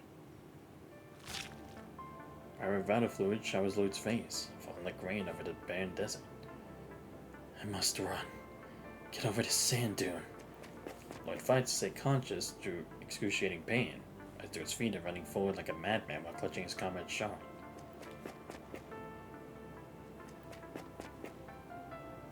Sand grinds between the mechanical seams, weighing down his joints. The pillar of cloud or fire guides their way. The one parts the Red Sea for them. The construct cannot escape the windswept desert. Lloyd must forge his own path. At the third soul-crushing explosion, Lloyd collapses to his knees. The remnant shards he had been clutching tumble from his arms, scattering across the ground. He can't feel his lower legs anymore. Legs gone. He examines his lower limbs, and after confirming he can no longer stand, immediately grabs the rocks ahead and begins to crawl desperately forward. Heavy weapons need time to charge. The interval between those 3 shots were consistent, which means I have 32 seconds. 30 seconds. Sharp rock cut into the bionic skin of his palms as numbness spreads through his body. His life is perhaps rapidly draining away through the many wounds across his frame. Excruciating pain from his severed leg finally floods his mind, overwhelming the numbness and causing him to spasm in agony. He can now see the edge of the dune. He's about to become the construct who came closer to the new world. 5 seconds. He crests the dune with one final desperate heave and tumbles down the other side as momentum takes over his body. with his eyes wide open, determined to see this new world beyond.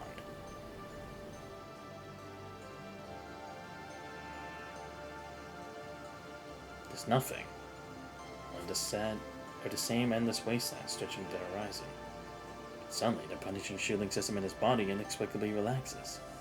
Instinctively, he checks the punishing concentration detector on his wrist. Sure enough, the numbers are plummeting like they've fallen off a cliff, dropping his safe range in mere seconds. This is interesting. So the punishing actually lessens once you go past there. So that cancels out the theory that it's a dangerous area that's contaminated. And again, it's like, why would they have people shooting at them anyway if that was the case, that they were just walking to death anyway? From presented clarity in his mind, he finally grasped what the new world really means.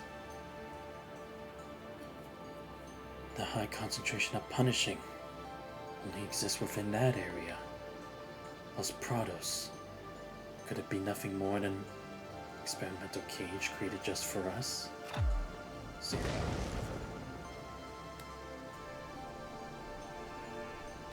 The defense facility completes its charge. With one final thunderous roar, the wasteland returns to its original state, from the howling wind and sand. Okay. Interesting. It's only one way. Okay, so now we know what happened here. Mako 3 awakened. Captain, there's also... Did you just say Captain? Only after seeing a group of white-coated staff gathered around the experiment bed does Lloyd realize what he shouted the moment he woke up. Condensation liquid drips down steadily as he opens his mouth to make excuses, as they were strained to the experiment bed by support equipment. Mako 3's memory data purge was incomplete. Requesting deep cleanse protocol. If necessary. Let go of me. Ah, okay, yeah, because it's like, he shouldn't have remembered. So is this like a separate group that's trying to erase his mind? Because otherwise, then what would it be? Oh no, because again, they were inching closer to the truth and they didn't realize that was the information he was keeping, probably, right? His feeling when a constant strength is not matched for a mechanical arm. Pinned down firmly as someone quickly twists his neck to the side and removes the data chip from the top of his spine. His vision goes to black as if someone hit the power button. His data streams drift aimlessly in dark, heavy waters. All struggles buried within this void. Visible hands tear at his data, determined to rip away, crush, and reduce to nothing everything he cherishes. Get lost. I refuse to be your Mako 3, contributing to your selfish experiments. The entire Los Prados region is just a laboratory. It seems to be the first time he's roared with such fury. Data cleansing begins. His upon himself being hollowed out, Cadal's limbs being torn apart with stuffing flying everywhere. Data belonging to the Grey Mako fire team is dissipating. No, no, no, no! Don't erase them! I must keep the captain. Keep Mako 1 and 2. Calls the Grey Mako fire team again. Sake of the reality. No. If I have to choose, I still want to go back to Grey Mako. I don't want to be a hero who stands alone. I just want to live a good life with them. Even if I have to continue being Mako 3, it's fine. Mako 1 and 2 were already shattered beyond repair, probably apart in his very hands. But mine could believe the story.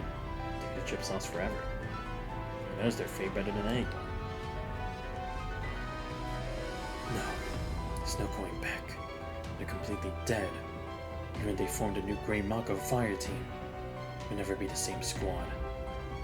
Sees it clearly now. He's lost all his family and friends. The ever constant comrades waiting on deck might also be suspected and purged because of today's failed operation. No one's left to support him. And he himself, Lloyd, has been discovered and is about to be deeply purged as well. What do I have left? Is all that's left the shattered shoulder plate of Mako 2 that I'm desperately clutching. The floats and sinks disrupted. His visible hands tear away more and more. He feels memories diminishing, with knowledge of who he is and where he exists being washed away completely.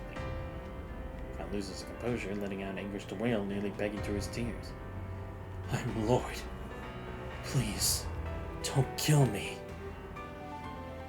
Lloyd's data isn't just being purged, it's being dismembered.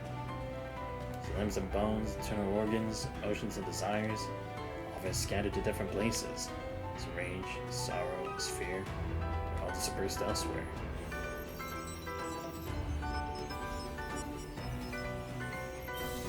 Only he himself is no longer within his shell.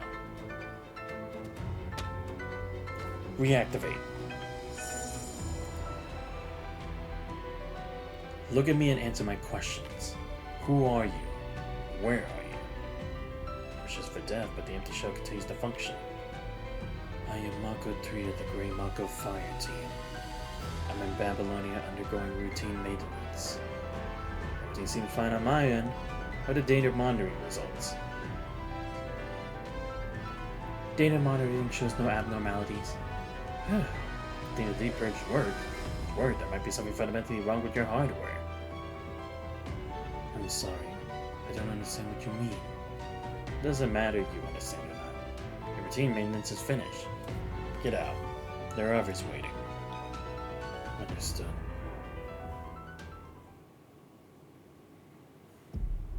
Lloyd is gone.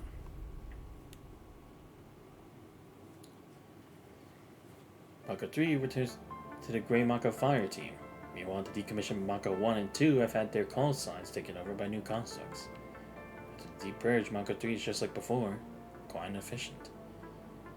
He occasionally exchanges a few words with his teammates, deducing that these two new squad members were thawed from Babylonia's cold storage, converted into constructs. Nothing unusual about that. That's how everyone gets here. The Grey Mako Fire Team continues carrying out missions as usual, transporting to various locations to execute operations, fighting against the corrupted, testing Earth for the punishing. Time marches on. Enough that even the grandest of visions have rusted into grey obscurity. That day, the Grey Mako Fire Team was deployed to the ruins of central Los Prados. It seemed like a routine reconnaissance mission. Mako 3 failed to board the transport for evacuation. Mako 3 went missing. Signal tracking shows he remains somewhere in Los Prados. Response, Madame Manzano from Babylonia dispatches Sergeant Eleanor to lead Mako 1 and 2 on a recovery operation for the missing squad member. The mission's outcome is Mako 1 and 2 perished in the dense punishing energy. Oh wait, is this that mission? No, it is that mission, isn't it? Because I remember she was on a mission with Mako 1 and 2 and they were like looking for other members. And I think they were also talking about like the ferret team as well, right? Is that what this is about? It was those other ones under Manzano's command? Okay, I see. So once again, Lady Manzano's projects have gone astray again. If I had to guess. However, Sergeant Eleanor returned to Mako 3's data chip. I think she witnessed in him the potential for successful recall tech. Yeah, it is that. I think it actually is that case. Based on Eleanor's suggestion, Madame Manzano doesn't hesitate. She grasps at any straw. Let's file away this leftover combat data from Mako 3 for the time being. She takes the chip from her hand and slots it in the central hub with a resolute click. Holds the shattered memories and combat records of more than 1,000 fallen volunteers. Longing for Babylonia, the dream of reclaiming Earth, even the smallest focus of emotion. They're all stored in these tiny chips. So ends the story of Mako 3, along with the long-absent Lloyd, both now silent within the central hub. Or is it?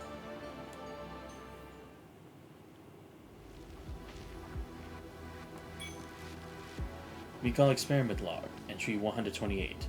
New frame allocation successful. Data transfer successful. Awakening successful. Welcome, Mako 3. Where am I?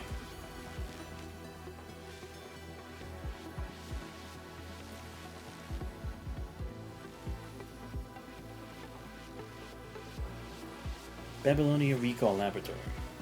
Mako 3 steps out of the vertical sleeping pod, raising his hand to test the data chip at the top of his spine. Yes, I am Mako 3. Looks around. Staff members move between human cryogenic chambers, cultivation dishes, and construct sleeping pods. New constructs will begin at any moment, but no one pays attention to this suddenly ordinary corner of the facility. Transfer data to this frame. Execute immediately. Mr. Command in the central hub tacitly approves his action, transferring all data from the data chip into the internal frame. Which works, but it means he's giving up the ability to transfer his data by plugging and unplugging the chip. limited to this single body. Data transfer complete. Okay. Am I rejoining my squad now? Still Grey Mako squad? Materials Mako 3? Yes. New frames have already been matched to call signs Mako 1 and 2. They've thought 2 more volunteers. They're just subjected them to modifications, wipe their memory data. Also, they can serve as the next Mako team members. But what's the point in all of this? I don't need this anymore. Zupper removes the now useless data chip from above his spine, deliberately inserting it back into the central hub. All data is already transferred to his body, but he knows the chip still contains something useful. Afterward, he strides toward the ascending elevator, direct lift to the Construct Combat Squad preparation deck. He gives a subtle wave and settled constructs who have just completed routine maintenance exchange glances before joining him at the elevator, all waiting together for new mission assignments. A second before the elevator doors close. Oh, I almost forgot to mention. Central Hub doesn't engage in conversations, and the staff passing by the elevator can't hear the softly spoken message. It's like a gray fabric gently settling onto the cold laboratory floor. Lloyd has already spread during those 103 ant-like explorations. Suddenly breaks from his rigid military posture, bowing formally toward the people in the laboratory. The other constructs in the elevator realize that Mako 3's declared the beginning of their rebellion, touch their fists in unison. This is from when I was still human, before the punishing virus outbreak, a ritual for my pitiful family. During those declining years of the Golden Age, my family fell from grace alongside it, so I witnessed the ceremony many times. It's a funeral rite. Warning, warning. Recall experiment log entry 129. Allocation disruption. Subject Zero's personality exhibits infection rate. Punishing virus warning. The quarantine protocols, like in the laboratory, begin to blare as the previously steady green lights flood into red like a tide. A punishing virus washes through and warning red lights surge up in unison. Meanwhile, Mako 3, along with the constructs who've embraced his ideology, has stepped out of the maintenance deck. Strike quickly toward the transport ship, raising their hands high. Some constructs look over at them. The vocalization devices have made no mirror. I am Mako 3, at the head of the group, as many words trapped in his chest, able to voice them. Hasn't tried shouting before and needs a moment to adapt to this new sensation. I am Lloyd. I have not died, and I never will. He roars these words, his gaze now unflinching and risen. I am Lloyd. I have not died, and I never will. We will leave Babylonia. We'll escape this fabricated testing ground and journey to the true New World. The New World exists. A single battle cry awakens in everyone a long-forgotten yearning for the New World. A dreamlike vision never dissipated. Even after the original Lloyd was completely purged, despite the constructs present now being new souls who have inherited their designations countless times over, or stop passing on the yearning for freedom and a better existence. Everyone's memory data has been wiped clean. No origin remain, no destinations exist. But from now on, everyone is Lloyd. Hazo takes a hesitant half-step forward, and encouraged by him, venture one step further than two. The edge of the old world is just beyond the edges of Los Prados. I've seen it with my own eyes. There's no high concentration of punishing outside. All our missions were nothing but experiments conducted on us. We're all just test subjects for Babylonia. They've frozen countless residents in storage. Whenever a construct expendable is lost in the testing zone, they simply thaw out another human, modify them into a construct, and force them to fill the vacant position before throwing them back into the testing ground. The Crimson Old World is nothing but a towering wall, built from the piled bodies of Babylonia's constructs. All Lloyds, cross the wasteland, scale the wall. Together we'll reach the New World. The Lloyds start forward, gradually breaking to a frenzied sprint toward the transport ships. Humming drawn-up power engines stirs something deep within their souls. Hurry! The Lloyds have no path left but forward. To strive, we must commit to this rebellion completely. Sever all ties with this damn Babylonia. Hurry! Data chip Lloyd left in the laboratory core spreads punishing energy, sending waves of information surging into every sleeping pod, cultivation chamber. The bodies within Twitch struggle and break free from the cocoons. Even the mechanoid circuits become effective with this powerful desire, killing Lord's wills to begin to run. Raged ones, sorrowful ones, timid ones, they all rally together as one. Recall experiment log entry 999 I am Lord. People everywhere are screaming. Staff, residents, tourists, Lords trample the decadent luxuries of San Lorenzo's entertainment facilities underfoot. There may be nothing but mud. Meanwhile, the Lords on deck rush toward the transport ships, seizing weapons, control the deck, and the right to set course to the new world. To the new world. There's only one path forward. All Lords head to Los Prados immediately. Coordinates north 36 degrees 9. West 115 degrees 3. He rolls out the coordinates etched into his memory. The result of 103 meticulous explorations, advancing like a colony of ants moving as one. Like a ball of ants tumbling through a flood, the outer shell peeling away as their corpses floated to the surface, creeping through some path through the turbulent waters. There's only one path. There's only one way. Would rush into the transport ship's cockpit, every procedure already ingrained in his memory as he skillfully initiates takeoff. So escape route manifested in his mind almost like a radiant line guiding the way. First, escape from Babylonia, break free from this prison and make it to Earth. Second, head to Los Prados and complete tearaway the skies of that experimental facility. Finally, journey to the new world. He wonders what the new world's really like. Does the serious and punishing virus still exist? Or rather, is the punishing virus even worthy of fear anymore? Could there be other humans, other constructs? What are they doing? Are they actively rebuilding the new world, or are they conducting humanity-erasing projects just like in Babylonia? That's not an option. The moment Isark thoughts surface, he shakes his head violently and immediately pilots the transport ship upward. The new world shouldn't be subjected to such offensive speculation. Upon realizing the hero of the new world has perhaps become a bit too fixated, but that's a minor concern. He issues a command to all transport ships taking off together. All Lords, break free from Babylonia! Acceleration tracks glow as the liberated transport ships speed towards space. What follows is turbulence with the normal parameters and...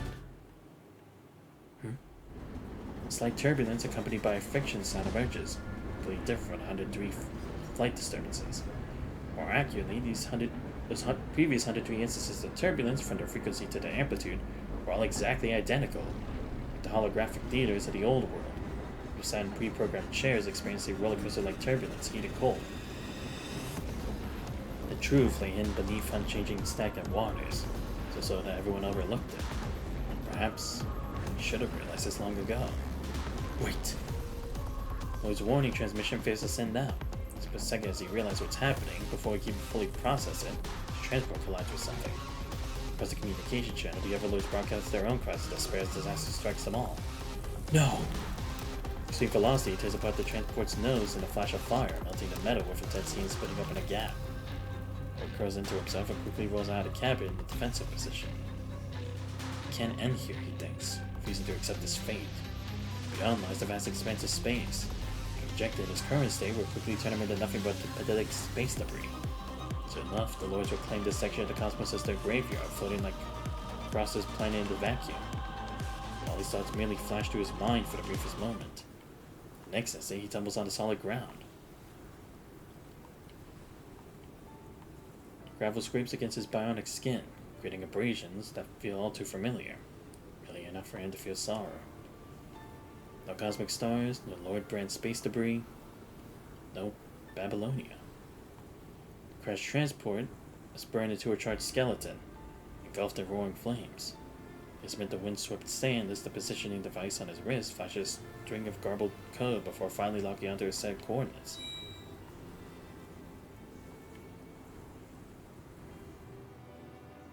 Beside him stands a glass dome, and a massive hole smashed through it. Inside lies the Construct Combat Unit preparation deck, the same one he knew from Babylonia. The projections on the massive glass dome still gasp for life, occasionally flickering with maddened pulses to display images of stars, typical to the cosmic view he observed from Babylonia. Babylonia. He reads aloud the remaining markings of the transport blackened frame. Eden Type 3. the pieces of the Lord's old world finally connect.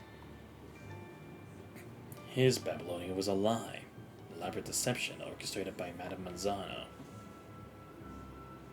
Eden Type 3 wasn't drifting through space as they'd been led to believe, but rather a ground-based research facility confined to Earth, trapped within Las Pradas. Oh!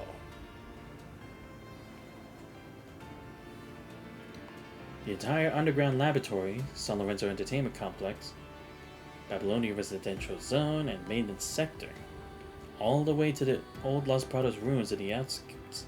All of it was this old world, nestled layer upon layer were a single massive dome. Upon the top, from inside and out, they imprisoned Lloyd's very soul, condemning him to years of unshakable melancholy.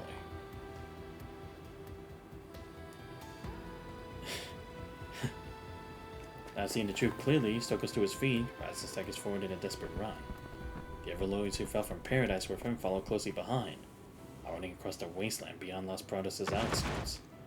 Badly wounded, collapsing one after another, quickly buried by the wind-blown sand, because to uncover his ancient bones from years past only to bury fresh Lloyd remains in their place.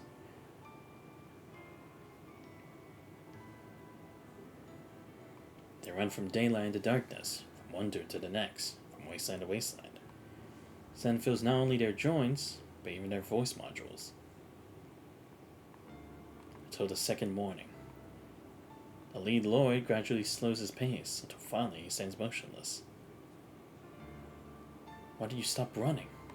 Sees many of the Lloyds following him, out questioning him, urging him to keep running, to reach a new world. Turns around slowly, his face streaked with tears, though he has no memory of shedding them. He's never cried like this before. There's no one behind them. There was never a pillar of cloud or fire to guide them. No one to part the waters of the Red Sea. Through all his struggling, he remains utterly alone in this world. No Mako 1, a Mako 2, no other Lloyds. I'm sorry. He still imagines many Lloyds behind him, stubbornly answering the emptiness. I want to keep running too, but there's no path ahead. Saying to the emptiness, he suddenly remembers a time long ago when the Lloyd identity meant nothing to him. And he was still Mako 3 of the Grey Raven Fire Team. Grey Mako Fire Team, I bet. Once, uncertain of his path, he had asked his captain, "What lies beyond the sandstorm?" To all the phantom fragments of his imagination, he utters a single sentence laden with profound bottomless despair. It's a cliff. Below his half-extended foot lies a bottomless wasteland cliff. The promised shore beyond the old world is just a cliff. Ah, that's why. He's falling, he steps out with his other foot, hovering for 2 seconds. Then he falls. Fuck. Damn, Madame Manzano's still a bitch, even after all. Ah, I see. So they were trapped in the delusion that they actually were for Babylonia, for the hope for the future and everything. But really, it was just for Madame Manzano's own ambitions. I see. So his thing, along with what Eleanor had done, were what it both caused that whole thing with punishing over the Madame Manzano's territory in her fake Eden 3. I see. So that's what that was about. Okay, glad we got a bit more verification of like how that punishing was so strong to that point that it's like no one checked on it. Now it all makes sense. But now we got just these last 2 parts, and then maybe I'll do something else. Post a hero. But damn, that sucks.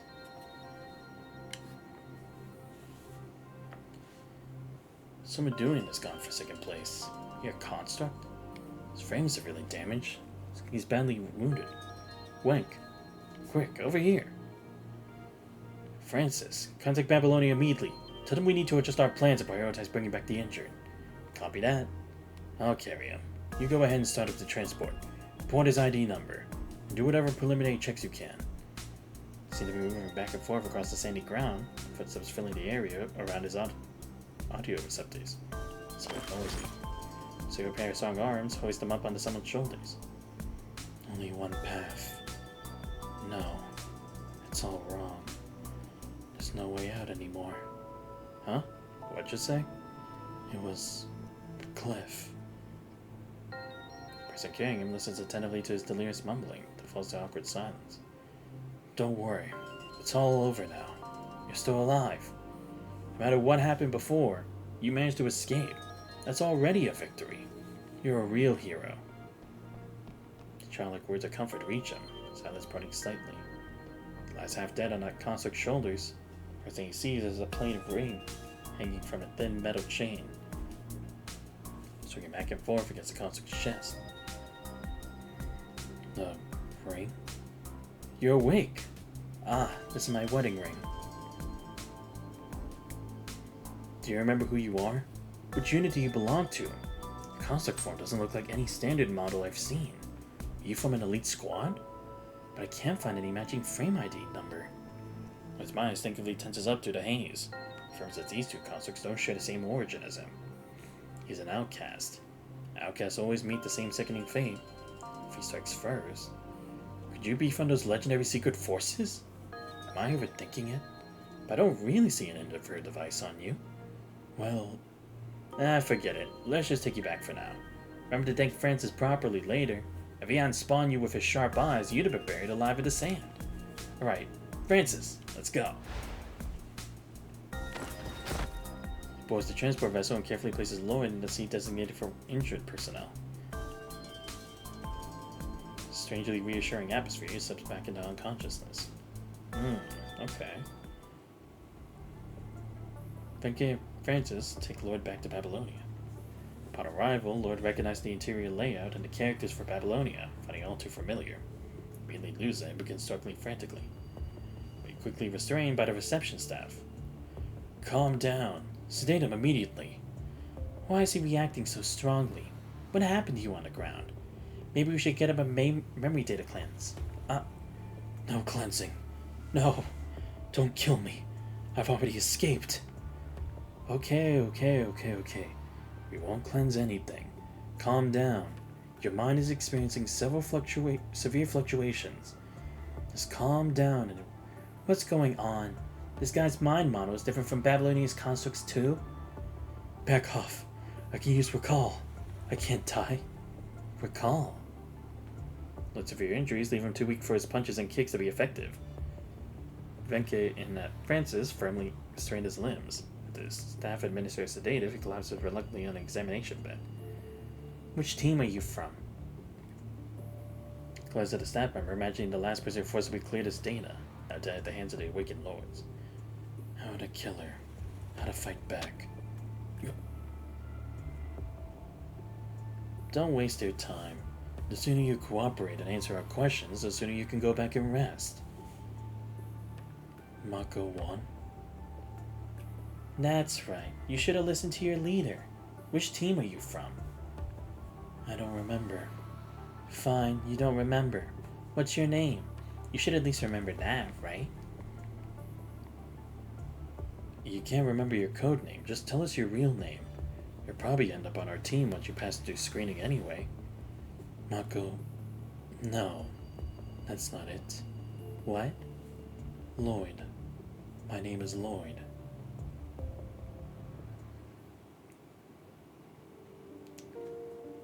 Newly alive construct, Lloyd is a strange fellow.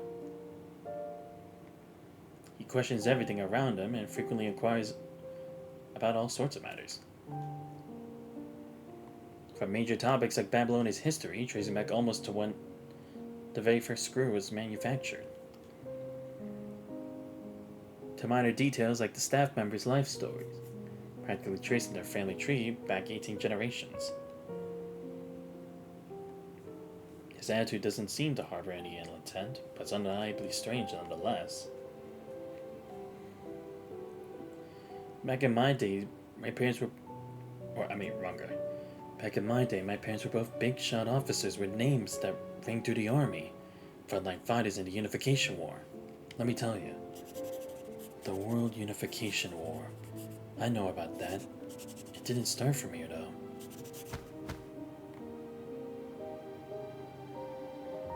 What are you writing down day after day? What do you mean, didn't start from here? Divergence point? About the memory divergence point for this world. My old world still has this memory, so divergence doesn't start there. Please continue, Francis. I've told you 1,000 times not to use honorifics in private. Everything was fine before that. They had us late in life, my unruly brother and me, and then, boom, punishing burst out along with the 0-point energy ignition. We were just kids when the ignition happened. Only remember, everyone waiting for the global broadcast. Then came all that static from the bad signal. Lloyd gazes silently into Francis's eyes. In his deep mind, he possesses the exact same memories of these past events. The static destroyed everything, all because of the punishing. They all died. Lloyd, do you know what the most screwed up era in history looks like? I probably wouldn't know. Lloyd answers softly. When he goes along with Francis's word, his mind drifts to the counterfeit Eden Type 3, the San Lorenzo gambling facility beneath it.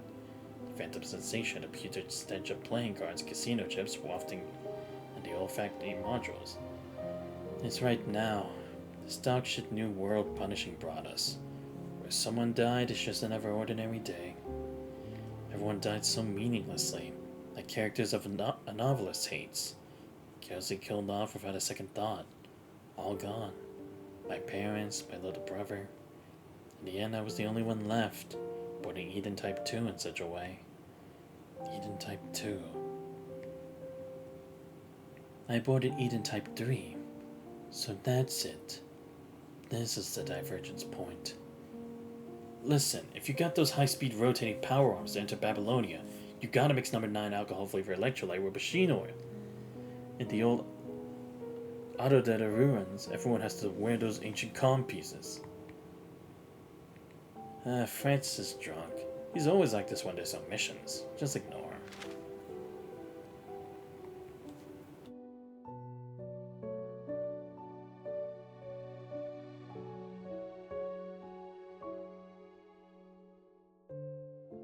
Is he cornering you again with stories from when he was still human? About the punishing outbreak in his little brother and all that? What are you writing now? Don't tell me you're actually taking notes on all his nonsense. It's fine. What he's saying is actually useful. It's just what I need. You don't mind hearing him repeat the same stories 3 times a week? I don't understand. Well, whatever. It's good you two are getting along. What about you, leader? I never heard you talk about your past. His hand hovers over his chest as he grips the ring hanging from his neck. If I'm not mistaken, that's a wedding ring. You were married before you became a construct? We even had a child, a little girl. That's all there is to it, nothing more. Anything else you want to know? No, that's all. I'm sorry. No need to apologize. So many people went missing during the early punishing outbreak. Some were reunited years later after being separated. You should write down my story too. When I find my wife and daughter, we can add the next chapter. Oh, okay. Remember to sober Francis up in a bit. We're here on a mission. Oh, leader. His footsteps halt as he's leaving. If something's wrong with this world, what would be the root of that error? The punishing virus. It's all the punishing virus's fault. What if the punishing virus was inevitable? What if this is the path humanity must adapt to in order to evolve? I've always felt that the world becoming like this isn't just because of the punishing. Even during the glorious golden age, there must have been unseen parts silently rotting away. Lloyd having those own kind of theories in his head. Very interesting. Well, then again, I guess he has gone through with his current reality being a lie, and everything was obscured by all the glam and stuff that hid a lot of truths that's like he wouldn't have believed in otherwise if he didn't see it. You're overthinking this. In an era where basic necessities are a top priority, you're far from needing to consider such questions. This is Babylonia. There's only one place in the world that can barely maintain a semblance of order. It's probably here. Don't want to erase your memory data without reason. As long as you don't defect, or will decommission you. You keep obsessing over the past and the people you lost, someday you'll collapse under the weight of your memories. Let's get ready to move out, Lord. We'll head down to the surface, take her defeat corrupted, return with victory, then have some electrolyte drinks of Francis. Congratulate and get used to life in Babylonia. Understood. I won't collapse in the old world. Never will I collapse in the old world. Outside the perimeter, Corrupted tears off a chunk of Lloyd's bionic skin with its jaw. His drone operation has turned to a disaster. Personnel is surrounded by Corrupted. The squad suffered heavy losses, with Venke and Francis already fallen within the encirclement. Lloyd, retreat! Wait for backup! Hurry and leave with the other squads. It'd be a damn waste if we all died here. I'm not leaving. Despite his teammates' angry shouts, Lloyd delivers a powerful kick determined to break free from the Corrupted's grip. The scene before him begins to flicker, and he's playing out like a video before his eyes. I won't leave. If I retreat alone, everything will be lost. He squeezes his eyes shut, and when they open again, he pulls the blade from the ground. Lloyd! Let me slash. Let me kill. Let me charge at the Vanguard. I can use recall anyway, as long as I never die. As long as I'm the one standing at the front. Everyone will. Punchy won't be able to take anyone from his side ever. What nonsense about recall? Never seen such a thing with my own eyes. I don't care what others say. I don't believe. Everyone must survive. Before Francis could finish his sentence, Lloyd's already broken through the encirclement and darted in front of him, carrying half of the severed Corrupted. Vital fluid patters to the ground, dripping in front of the two of them. Were you planning to abandon me just now? Get up. The leader is severely wounded. Francis, you carry him away. I'll cover the rear. But you're also... Trust me, I won't die. I can use recall freely. Lloyd helps position the injured Venke onto Francis's back. You all told me not to dwell on the past. I believe you. So I'm asking you to survive. Just don't become part of my old world. You all said punishing is to blame. And I believe that too. So, I'll be the one to correct it. I just need to eliminate all mistakes. Gives his two comrades a smile of genuine survival. The first such expression since his escape from the false old world. It's as if he's answering all those lords who fell before the threshold of a new world. Responded to the collective question, why did you keep running? Please survive. I'm begging you. I'll keep running too. Life in Babylonia was an unprecedented experience for Lloyd. Fresh, sincere, and grounded enough to completely immerse himself in. To preserve this life, he swears to fight with everything he has. Even if his bionic skin is torn off, mechanical skeleton is shattered, power core is damaged, and vital fluid is drained, he must still fight. Being wounded on the battlefield no longer means being discarded as defective, nor having his memory data wiped after every mission. So, even if battle brings pain, it's insignificant compared to the contempt and security it brings him. Whenever he opens his eyes again, Venko and Francis are always there.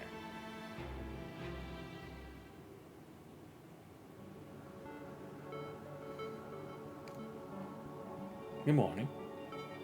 Why you been asleep for so long? You pretending to sleep just to avoid me?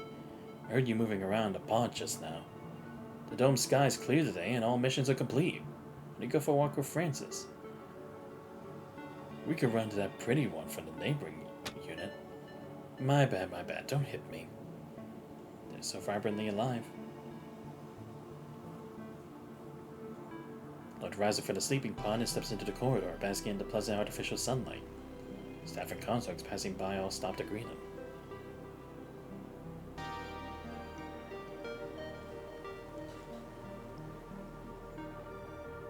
People passing by continue to discuss him with admiration.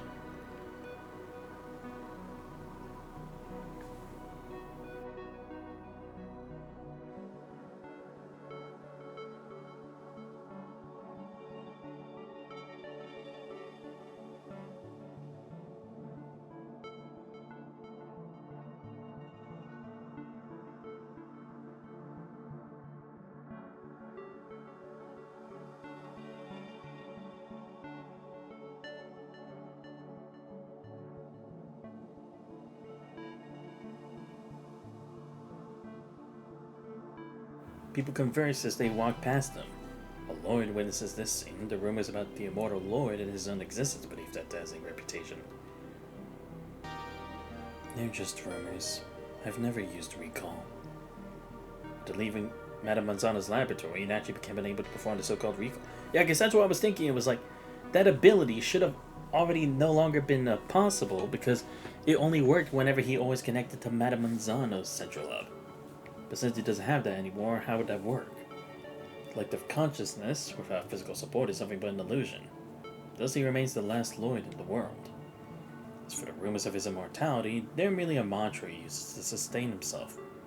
True immortality is a reality carved out through countless battles, one strike at a time. I just cherish this new world. It's finally grown accustomed to Babylonia's warm sunlight. Have I been an Eden Type 2 for a long time? A familiar voice responds to him from a distance. Quite a while. Over a year, I'd say. I've been observing you for at least a year now. Gabriel, of course. And it seems I must really like this new world. Right, but when did that encounter happen, though? Supposedly, Gabriel also had ties to Haynes. Time's flow seems to have been secretly accelerated, because if he's moved through these frames for just a moment, yet in reality, more than a year has already passed. Over years enough for the military to notice the small immortality rumors surrounding Lloyd. They promoted these stories, converting them into a miracle to inspire their soldiers. Doesn't it bother you that Babylonia is using your efforts to fabricate lies? I don't mind. It's a small matter.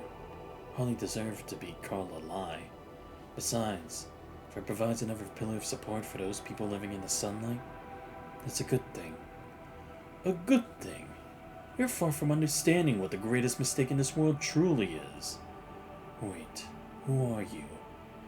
You can't see the root of mistakes, which is why you keep making them. The source of errors is obviously the punishing. No, answer me first. Who are you? Had enough of the sunshine in your memories? Why not open your eyes and see for yourself? Half of a hand awakens in the speaker's palm. Merely sand and wind fills his vision. Lloyd's halved head is held aloft by his speaker, coolly forced to survey the surroundings. Francis, along with the conflicts he encountered that morning in Babylonia's corridors, all lie impaled in the sand, bodies broken and twisted. I'm not the one who destroyed your new world. They did it to themselves.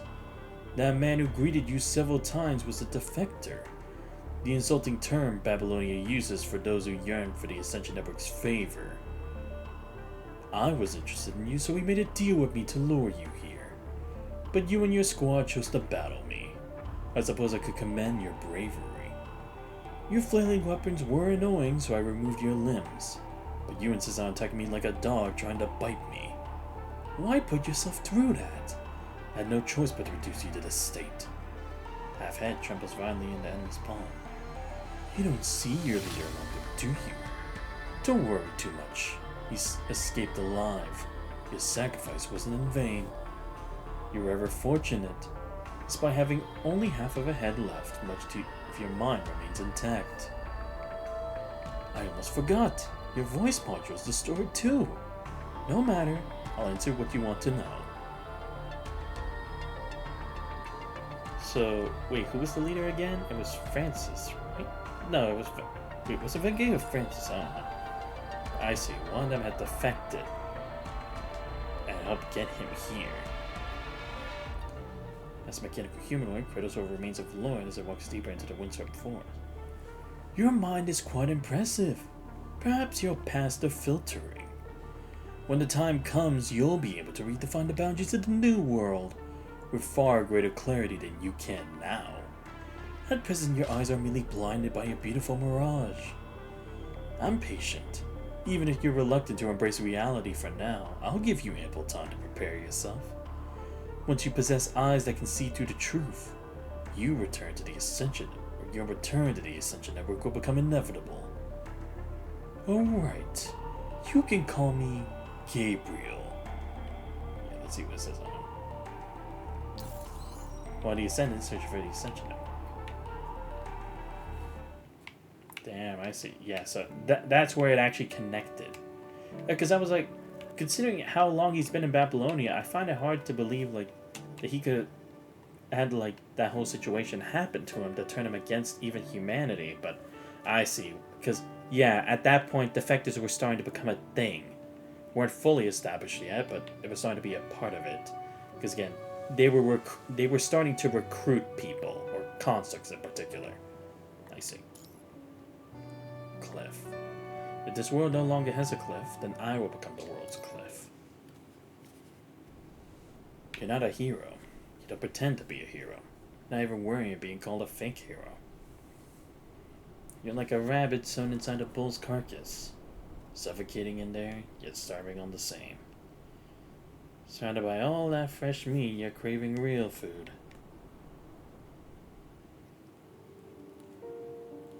Senator Gabriel took Lloyd.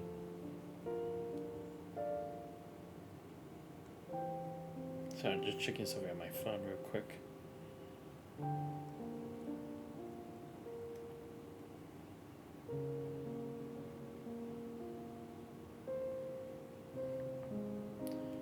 Gabriel found a dilapidated old frame and spent nearly a month gradually reconstructing Lloyd. At first, Lloyd remained unresponsive, lost in the overwhelming grief of suddenly losing his companions. With his voice module connected successfully, Lloyd awoke from this trance and immediately began cursing the Ascendant who had destroyed everything.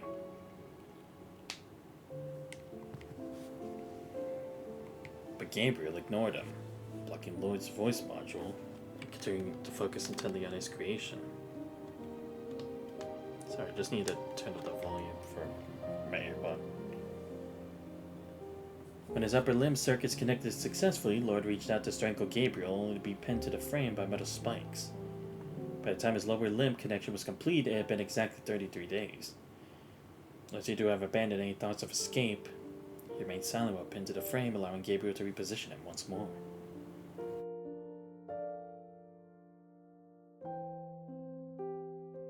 You may speak now. Your noise was too loud earlier and interfered with my creative process, so I had to quiet you down. So was this before Gabriel had joined Luna? Or would this have been the point, like, when he was doing his own, like, separate little projects here and there? I kind of had to wonder. I mean, I'll assume it's probably before then, because again, it's like, maybe we would have seen him at least once or something, like the Commandant, but doesn't seem to be the case from his memories, so maybe this is before. Then I'll ask the first question. You're clearly past the Ascension Network's filtering process. Why would you simply comply and join? I witnessed you kill them with my own eyes. Do you really think I would ever join forces with you? Why not? They were wrong.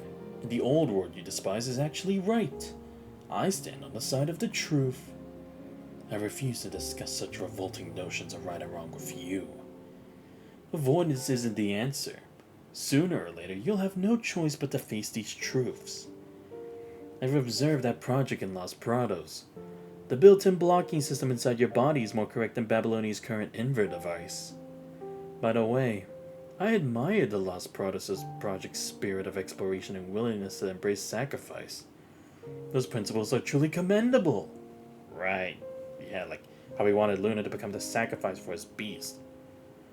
You allow yourself to drift with the current, swept away by the tide of the changing worlds, you'll only end up as another sacrifice to the waves.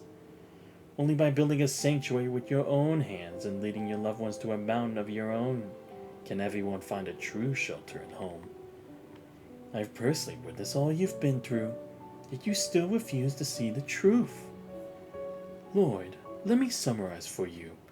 You're dull in comfort, hesitant before action, and blind before or during execution. You've accomplished nothing. You're pitifully wrong about everything.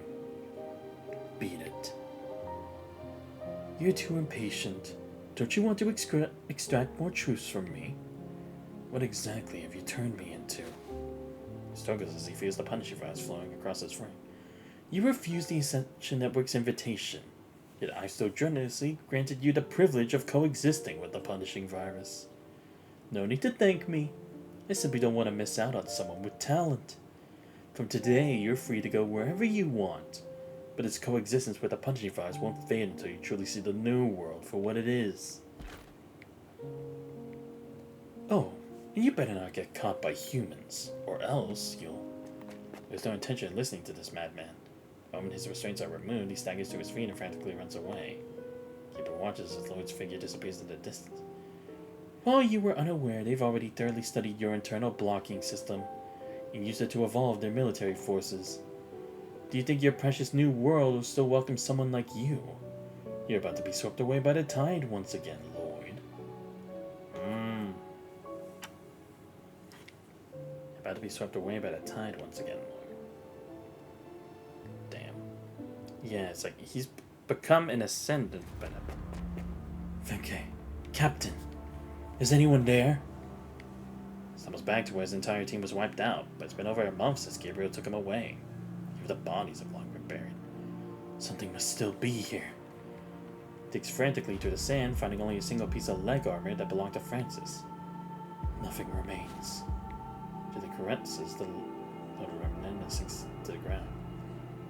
I grew attached to the Grey Mako squad from the old world. All that's left is a piece of Mako 2's shoulder armor. I grew attached to my Babylonia team in this new world.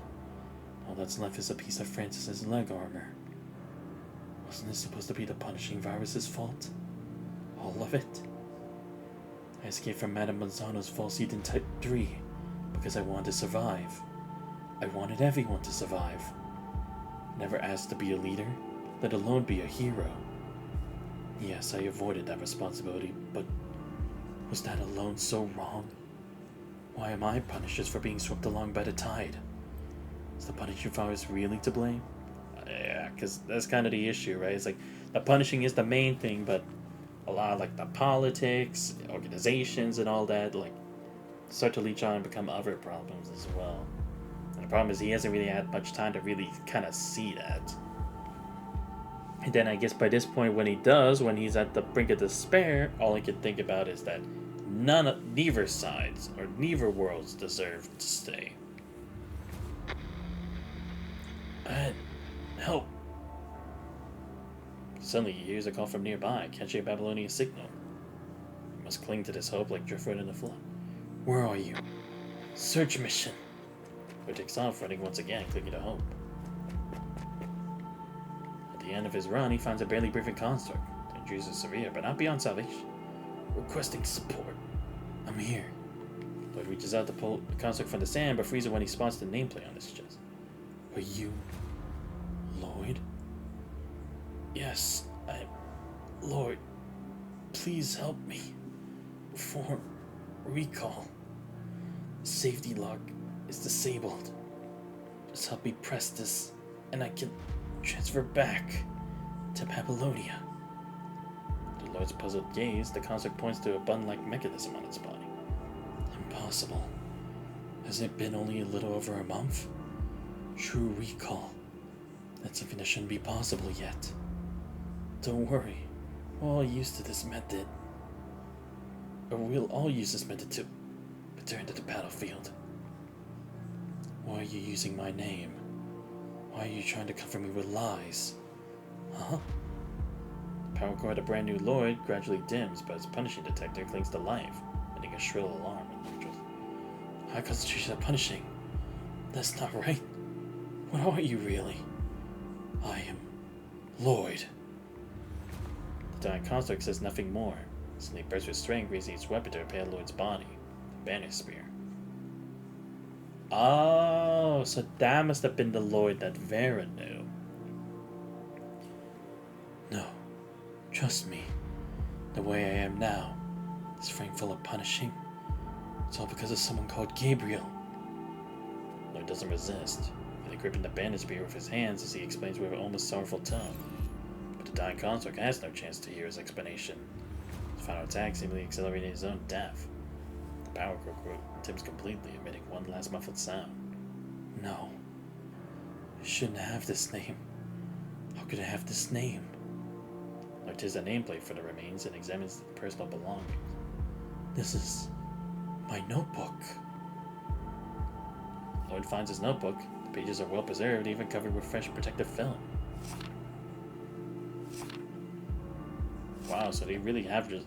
Yeah, because that is kind of the unfortunate truth, that it's like, that is kind of how this rolls with, like, replacing constructs of Babylonia, especially back then, like what they did with Lucia. Chili opens it to find his own handwritten records of Babylonia, a testament to the peaceful year he spent there. Since escaping the false Babylonia, he questioned everything around him, constantly seeking information to verify what he saw was real. He asked about Babylonia's history and inquired about the lives of every passerby. He cradles a notebook in his hands. He lost the ability to mourn himself, but now clearly realizes someone's been continuing his existence. In the next moment, the terminal still attached to the remains activates once more. Oh, this is that guy. Okay. Yeah, the one that Ephialtes was pretending to be when we first encountered him. From it comes yet another unfamiliar male voice, but the words spoken are exactly the same. Lloyd here. Approaching target. There's an answer again. New Lloyd is about to arrive, while the real Lloyd chooses to leave. After that, the windblown sand continues to rage for a long time, so long that even the last Lloyd met his end at the hands of that red-haired construct. So long that even Gabriel has vanished without a trace. So long that even the armor remnants of old friends have been completely eroded by the windblown sand.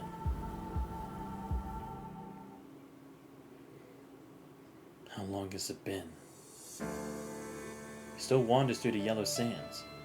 So long that even the remaining armor is completely gone now. Even Gabriel has vanished without his trace. He better be dead. Even the last Lloyd was eliminated by that red-haired construct. Just as well. Search for Venke has become pointless. I no longer need to prove my identity. As long as I remain in this punishing, contaminated state, I can never return to Babylonia.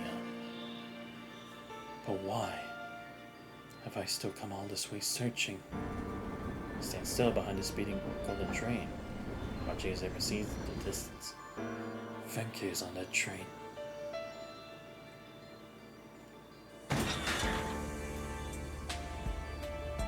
Whistles the door at the rear of the train suddenly being pulled open. Get off!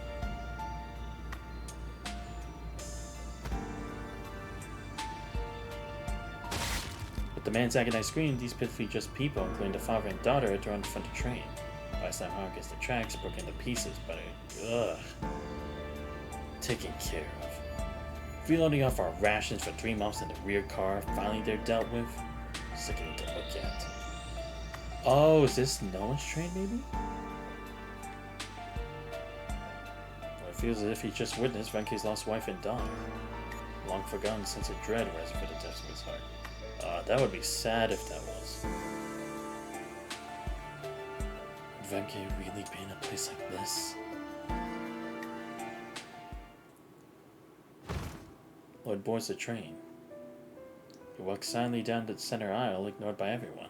Disabled, severely ill, elderly, and young, crammed into corners of both sides. Even when he accidentally steps on someone, there's no response. I'm looking for your fixer. The only one who hears them speak, a little girl, shrinks back into the shadows. You're hungry, aren't you? Chocolate. It'll give you energy. Here, take it. Carefully places the piece of candy in the girl's palm. But each virus he carries doesn't infect the child. He devours it immediately. If souls around him look over before no one tries to snatch the candy away. Tell me, how many people were thrown off just now? Who did it? The fixer? But you went with the fixer. Eat slowly. I can give you another piece. Thank you. Don't look for them. They kill people. And hate outsiders even more. If they kill so indiscriminately, they should be prepared to die themselves. Can you do it? I can handle them. Help everyone here. I only have one piece of chocolate. Girl, emaciating arm sweeps in a circle pointing to every refugee around. I'm sorry. I can't. Are you looking for me? The couple who just cruelly thrown someone off the track stands right behind Lloyd. The train's moving at high speeds. How did you get on board? You came from the front of the train, then turned back. What's wrong? Can't cut your tongue. Venke? Yeah. Lloyd lunges forward, hurling the fixer to the ground before him, then crosses his chest cavity with one stomp. The fixer is a construct. The metal framework inside the construct's chest shatters, bringing faintly gleaming fragments over the filthy ring from his chest that hadn't been cleaned for years. The filthy ring rolls into a corner, and the fixer, pinned down by Lloyd, struggles briefly and cannot reach it no matter how hard he tries. Why is it you? My ring! Weren't you searching for your wife and daughter?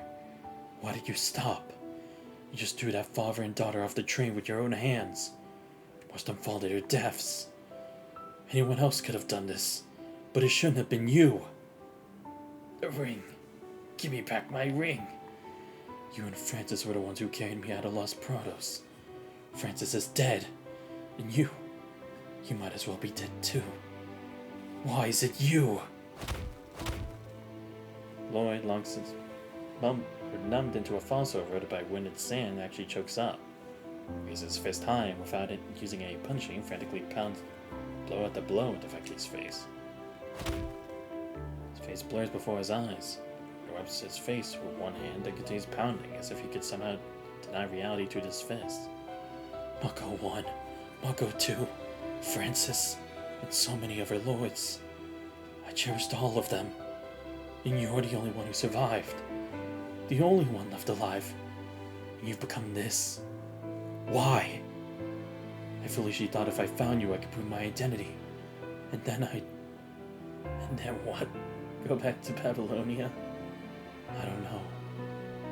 Butterflies drip steadily as the punishing detector on Venke's body screams an alarm. With their mutual silence, Venke breaks in a mocking laugh. So that's how it is. So you can't go back either. How did you end up like this? There's not time for me to answer that yet. How did you become like this? Just like you, I see the true face of this world. So I can't go back to that haven for good people. He struggles to reach for the ring in the corner. Hugs the metal chain with his pinky finger and clutches it in his palm with utmost tenderness. You know my story. Shortly after the punishing outbreak, I got separated from the two of them. I searched for them for many years, even after boarding Babylonia and becoming a construct, but only found the smallest leads. When you had your accident, when that strange metallic fellow took you away, I survived.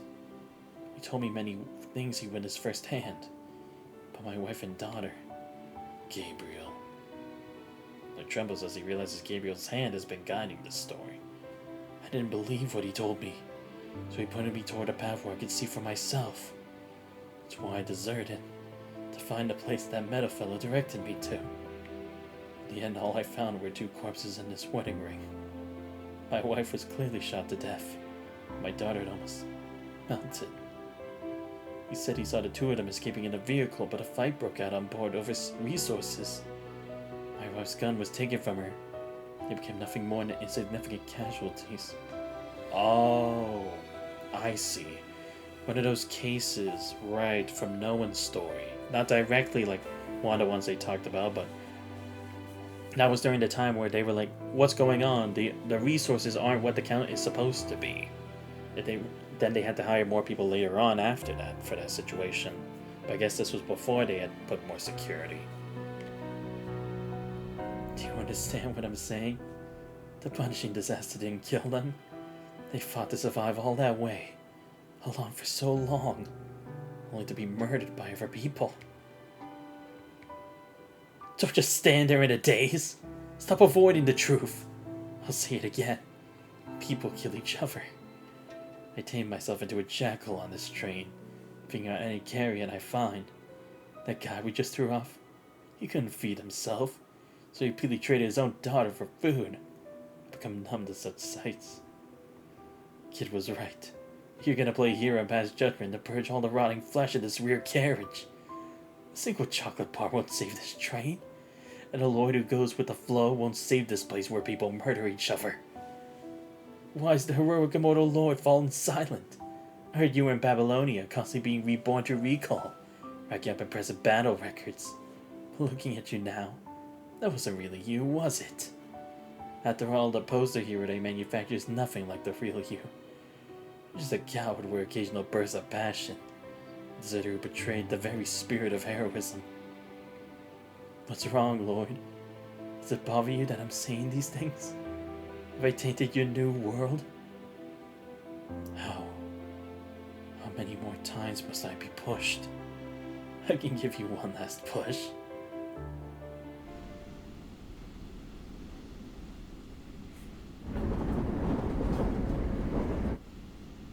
The train races forward through the yellow sands. No one knows that a dramatic change is brewing in the last car. It's about to detach and derail. Someone pushed Lloyd, pushing him off the train.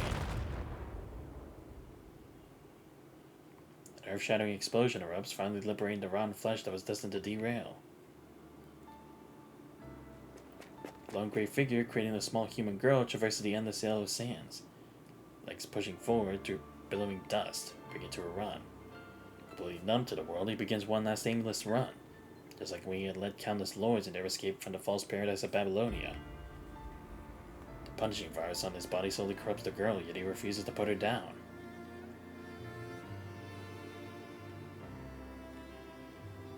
It'll be worse if I put you down. Just hold on a little longer. We'll make it out of here soon. Are you going to be my father? Do you want a father? If that's what you want, then I could... I've seen my friend's father. It didn't seem like a good thing. I'm sorry. Then I'll never be your father. I'll be your partner instead. Okay? Where are we going? To the end of the road. Does it have an end? There should be. If it's like Los Prados, the end should be a cliff. Back then he felt lost when facing the cliff. Now he realizes that the cliff is his salvation. Oh wow, oh shit. Jumps off it and everything can restart in a better new world. I'm no longer threatened by punishing. Able to run to more places. See more reality. But it's all just deeper despair. Each dramatic scene is no less tragic than Ven's story. To the point where dying in the sandstorm has become a merciful end. Are you crying? Yes. I'm grieving for a tremendous tragedy. You remember the words that cowardly lord shouted when escaping from the fake Babylonia. Definitely meet again in the sunlight. Meet again in the sunlight. Tell me, will there be a new world this time? Please tell me that this world is still just a ruin belonging to the old one. I've never seen any other kind of world. Exhausted girl rests her head against his chest where there's no heartbeat, or not many mechanical parts driven by the punishing virus. I'm sorry. Was the girl tightly, the last two souls in the old world clinging to each other. He stops into windblown sand, abandoning his hesitation and weakness. After his final push, he finally sees everything with perfect clarity. This world no longer has an end. No cliff I can jump from to separate truth from illusion. The fault doesn't lie entirely with the punishing virus. This world corrupts good people. A human civilization has already begun rotting from within long ago. If I don't want to die in chaos, I should have stopped drifting with the current and long ago.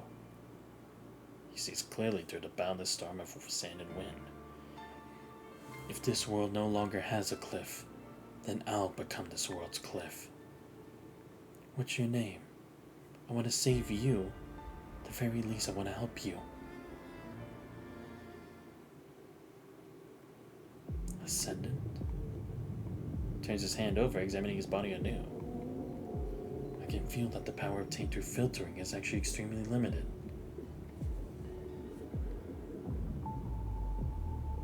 He looks at Lilith, standing not far away, standing with such overwhelming confidence in herself that she doesn't even guard her back. Oh, Lilith, right. Wait, who was that next to her?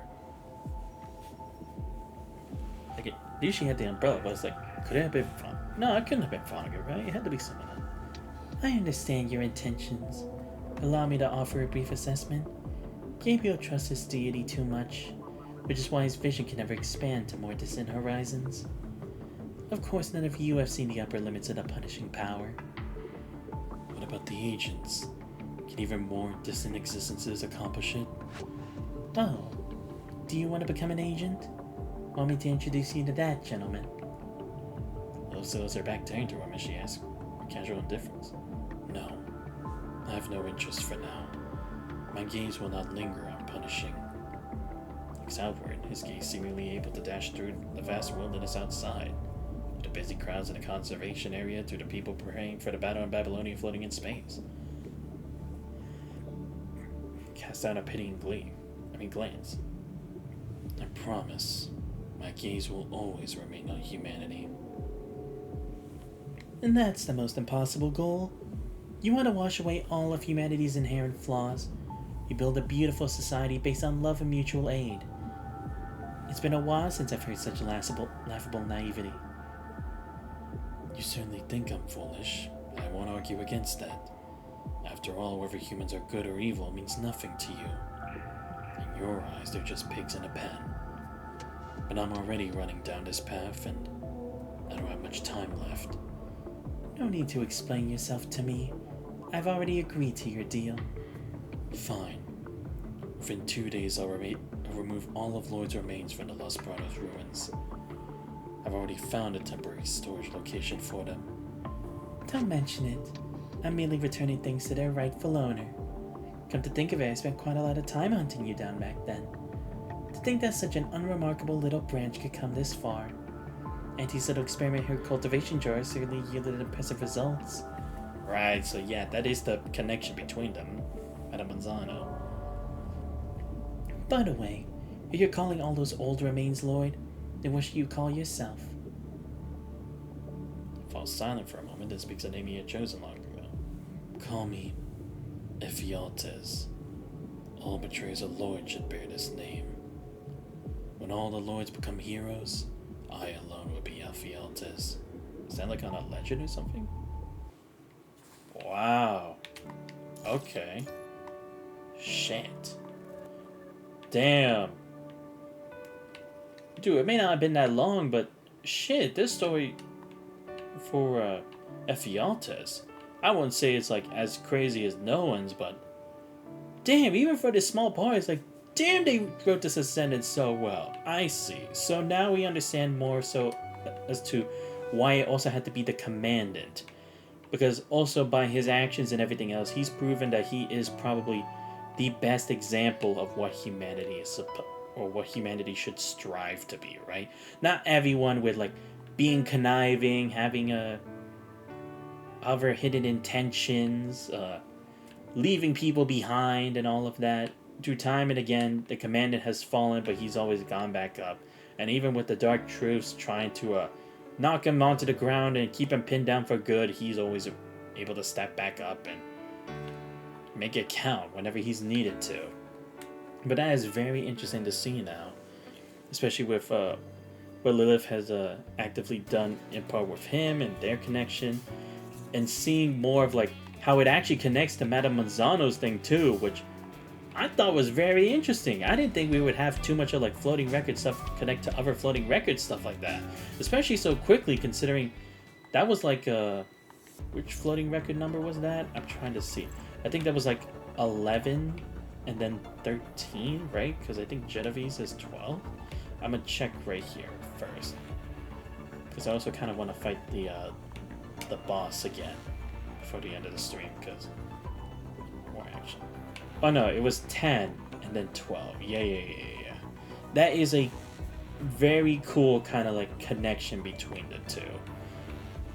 But damn, it's like, it's sad that that was the story for Lord, you know? Because again, it's like, it was less about, I guess, to be a hero specifically, but more about like becoming someone whose name would at least be remembered for something. Kind of similar to like what Hainif was trying to do by establishing himself as someone completely different from Haynes and not just a direct clone of him. It's really crazy, especially with the whole thing about like memories and how much it can hurt someone once it all comes back to you, and how much more better it can be in some cases to actually have all that come back to you when it's really needed. Because that's kind of the thing that was connecting between the Commandant with his real connection with Vera, and then Ephialtes with what he knew about his old world, connecting to the concept of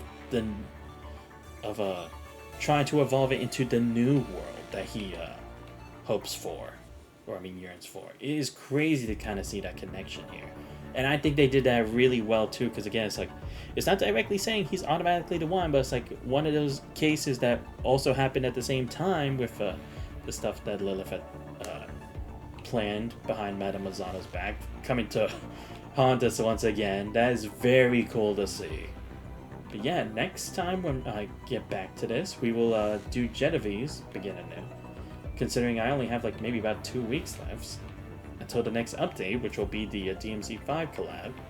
And then we'll see how exactly I want to go in the order of these other ones until then. But like I said, I do want to do another boss fight, so I think it's Desolate Jester this time, right? Wait, is this it? Wait, this doesn't look like the same one, is it? I feel like this is something different. Oh no, this is a different one. Oh, this is probably for Genovese, isn't it? Because this isn't the one I'm thinking of. Is there another boss one? I'm kind of confused. I feel like there should be. But if I'm wrong, I probably might as well do it just because. Let me actually see here if it'll actually show me anything else. Because I already did the Trial Simulacrum stuff, because like, it's already passed, so. Yeah, so I did this already. Yeah, did that already. Yeah, it's not this stuff, or the challenge stuff. That's not it.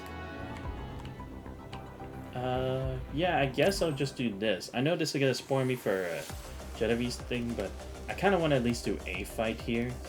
Or no, I guess I'll save that for next time. I'll actually do this other stuff with the challenge stage. Why not? Because again, just to keep the suspense of who that guy is for next time. As I will try to do that sometime next week. Or I mean sometime this week. Well, let's see. Yeah, still gonna use the trial version of Vera, because right now I am working to get this new version of Vera that I have to the next. Oh, okay, I guess I can have. Wait, what's the difference between mine and the trial one? I want to know. Oh, it won't really tell me. Shit. Ah, fuck it, I'll just put in my own. Because even if she is like S rank, but no, right? Because it is double S. But she doesn't have memories or stuff equipped, right? So it might actually be better to put mine. Fuck yeah, I'll just do that. Why not? Yeah, we'll do it like that.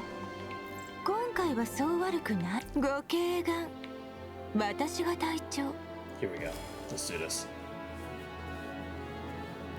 Let's see if I can clear this. Probably not though, but we'll see. I'll save that more for next time if that does have to do with Genovese thing.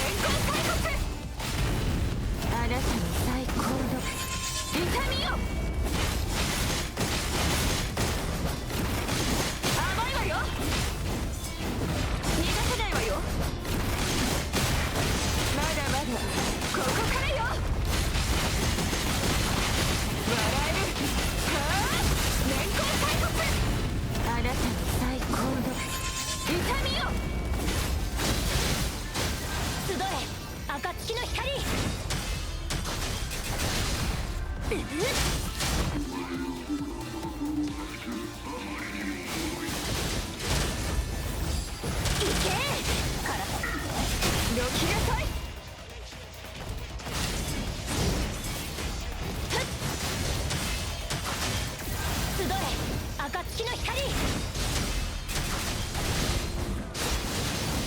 けカラスバのように輝け黎明のように貫け翼よ羽ばたけ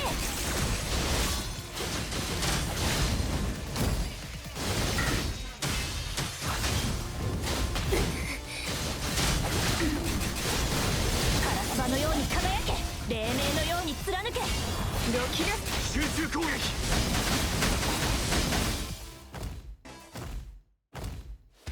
彼方まで越え行け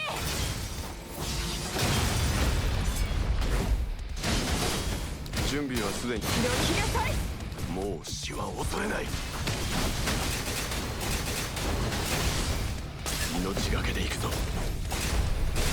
道を切り開く。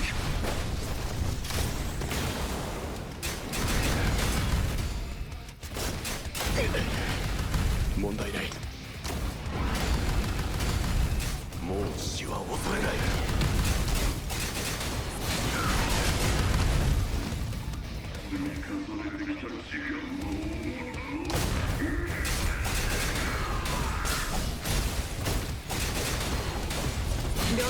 道を切り開く。逃がせないわよ甘いまだまだここからよ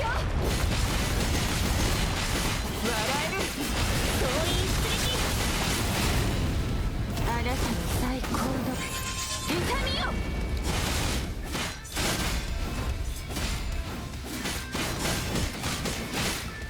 隠れる気甘いわよ私を傷つけられるの逃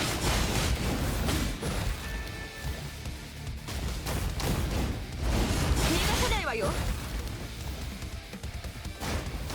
まだまだここからよ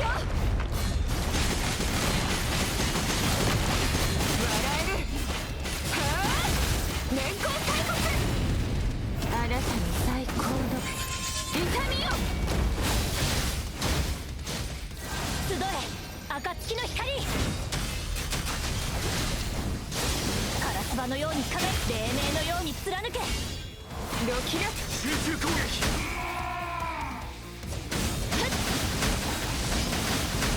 彼方まで越え行け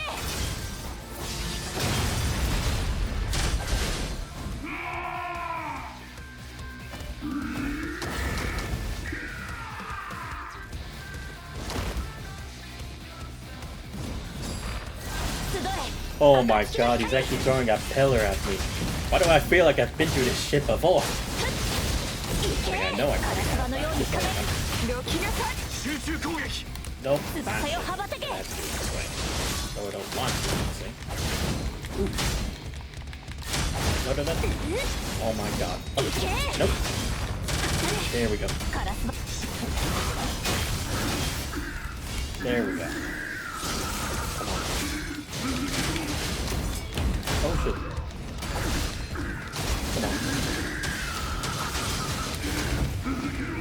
Oh shit. No. Oh my god. Nope. Oh shit. 集中攻撃。 Oh my god. Fuck off. Couldn't beat it in 4 minutes. That's a damn shame. 集中攻撃。 Alright. Well, I did beat it at least. 進みましょう I didn't need 降 a りかかる苦難が全て period なくなる action まで either. So at least I got something. Ah, damn, it was for 180 seconds. That's 3 minutes. Okay, I wasn't... It's not impossible to do, but fuck me, that's difficult. Whew. Okay. Well, at least I got up to purple, so that's something. Alright, and I think with that, I am all done with Vera's thing. Damn, I gotta say, another good one. They don't fail when it comes to a really good storytelling locked into a specific character. Especially since they did it really well for both Vera and for Ephialtes. Because I was definitely feeling like, was Ephialtes maybe like in a Gedivese thing, if we were actually going to have that explained, considering his like didn't make appearance in Lilith's thing or anything like that. But now actually seeing it like through here like this, it's just, damn man. Like that's kind of like the tragic story where it's like someone who tried to be someone or kind of like a hero just led astray because the burden left because of the world really like weighed down on him. I can't help but feel bad for the guy, you know? But in the end, it's like, it is what it is, you know? Everyone's trying to find their own answer to find a way to survive in that hellbent world. So that's just kind of how it is with like Kurano's machinations, Lady Manzano, and everybody else, man. But Vera's was a really nice one, and also a touching part to actually see her have emotions like a regular person, you know? It was just really awesome to see that. Like even with like her tearing up and finally glad that they finally got to have the reunion they've always wanted. But I'm gonna be interested to see how Vera's gonna kind of like act towards the commandant moving forward with this, especially since it was a floating record. But it's like the floating record stuff still holds into the main story like it did with Nolan, so who knows? Maybe she'll at least treat him slightly different compared to before. Not like the complete adoration like that Liv and Lucia have for the commandant, but maybe at least a bit more to like than just a mere acquaintance or just working partners and stuff like that. And finally seeing Vera actually turn the next chapter in her story, not just stuck with that kind of like curse she's kind of like put on herself after all her experiences. But yeah, really liked it. So anyway guys, like I said, next when we catch up back to this, we will move to Jedafe's, at least if I'm remembering her name correctly. The floating record 11.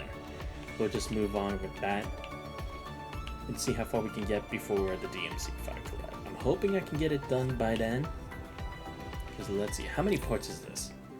25. Oh great, it's as long as the last one. Well, hopefully if I can do at least a bit more hours of a stream, like maybe 3 to 4 hours, hopefully, depending on the time frame I have, maybe we can actually get it done in like 2, maybe 3 streams. I don't know. I guess it also depends on how long the content is as well, so we'll just have to see. But anyway, I hope you all did enjoy the stream for today. If you guys did and you're not already found the channel, please make sure to leave a follow. Much appreciated. Check out my YouTube channel where I post all the vlogs, and subscribe as well. Join Discord, you guys not already. Links to all those are on the channel. I'll see if I'll stream tomorrow. If I don't stream tomorrow, then it'll probably be sometime in the next couple days, because again, still gotta do the stuff for Honkai Impact 3rd Part 2, and as I'm still waiting for the next update that we're getting in the next patch for Wuthering Wave, so we still got stuff in store. But this has been Xantifies. I hope you guys have a great rest of your night. See you guys next time. We're out.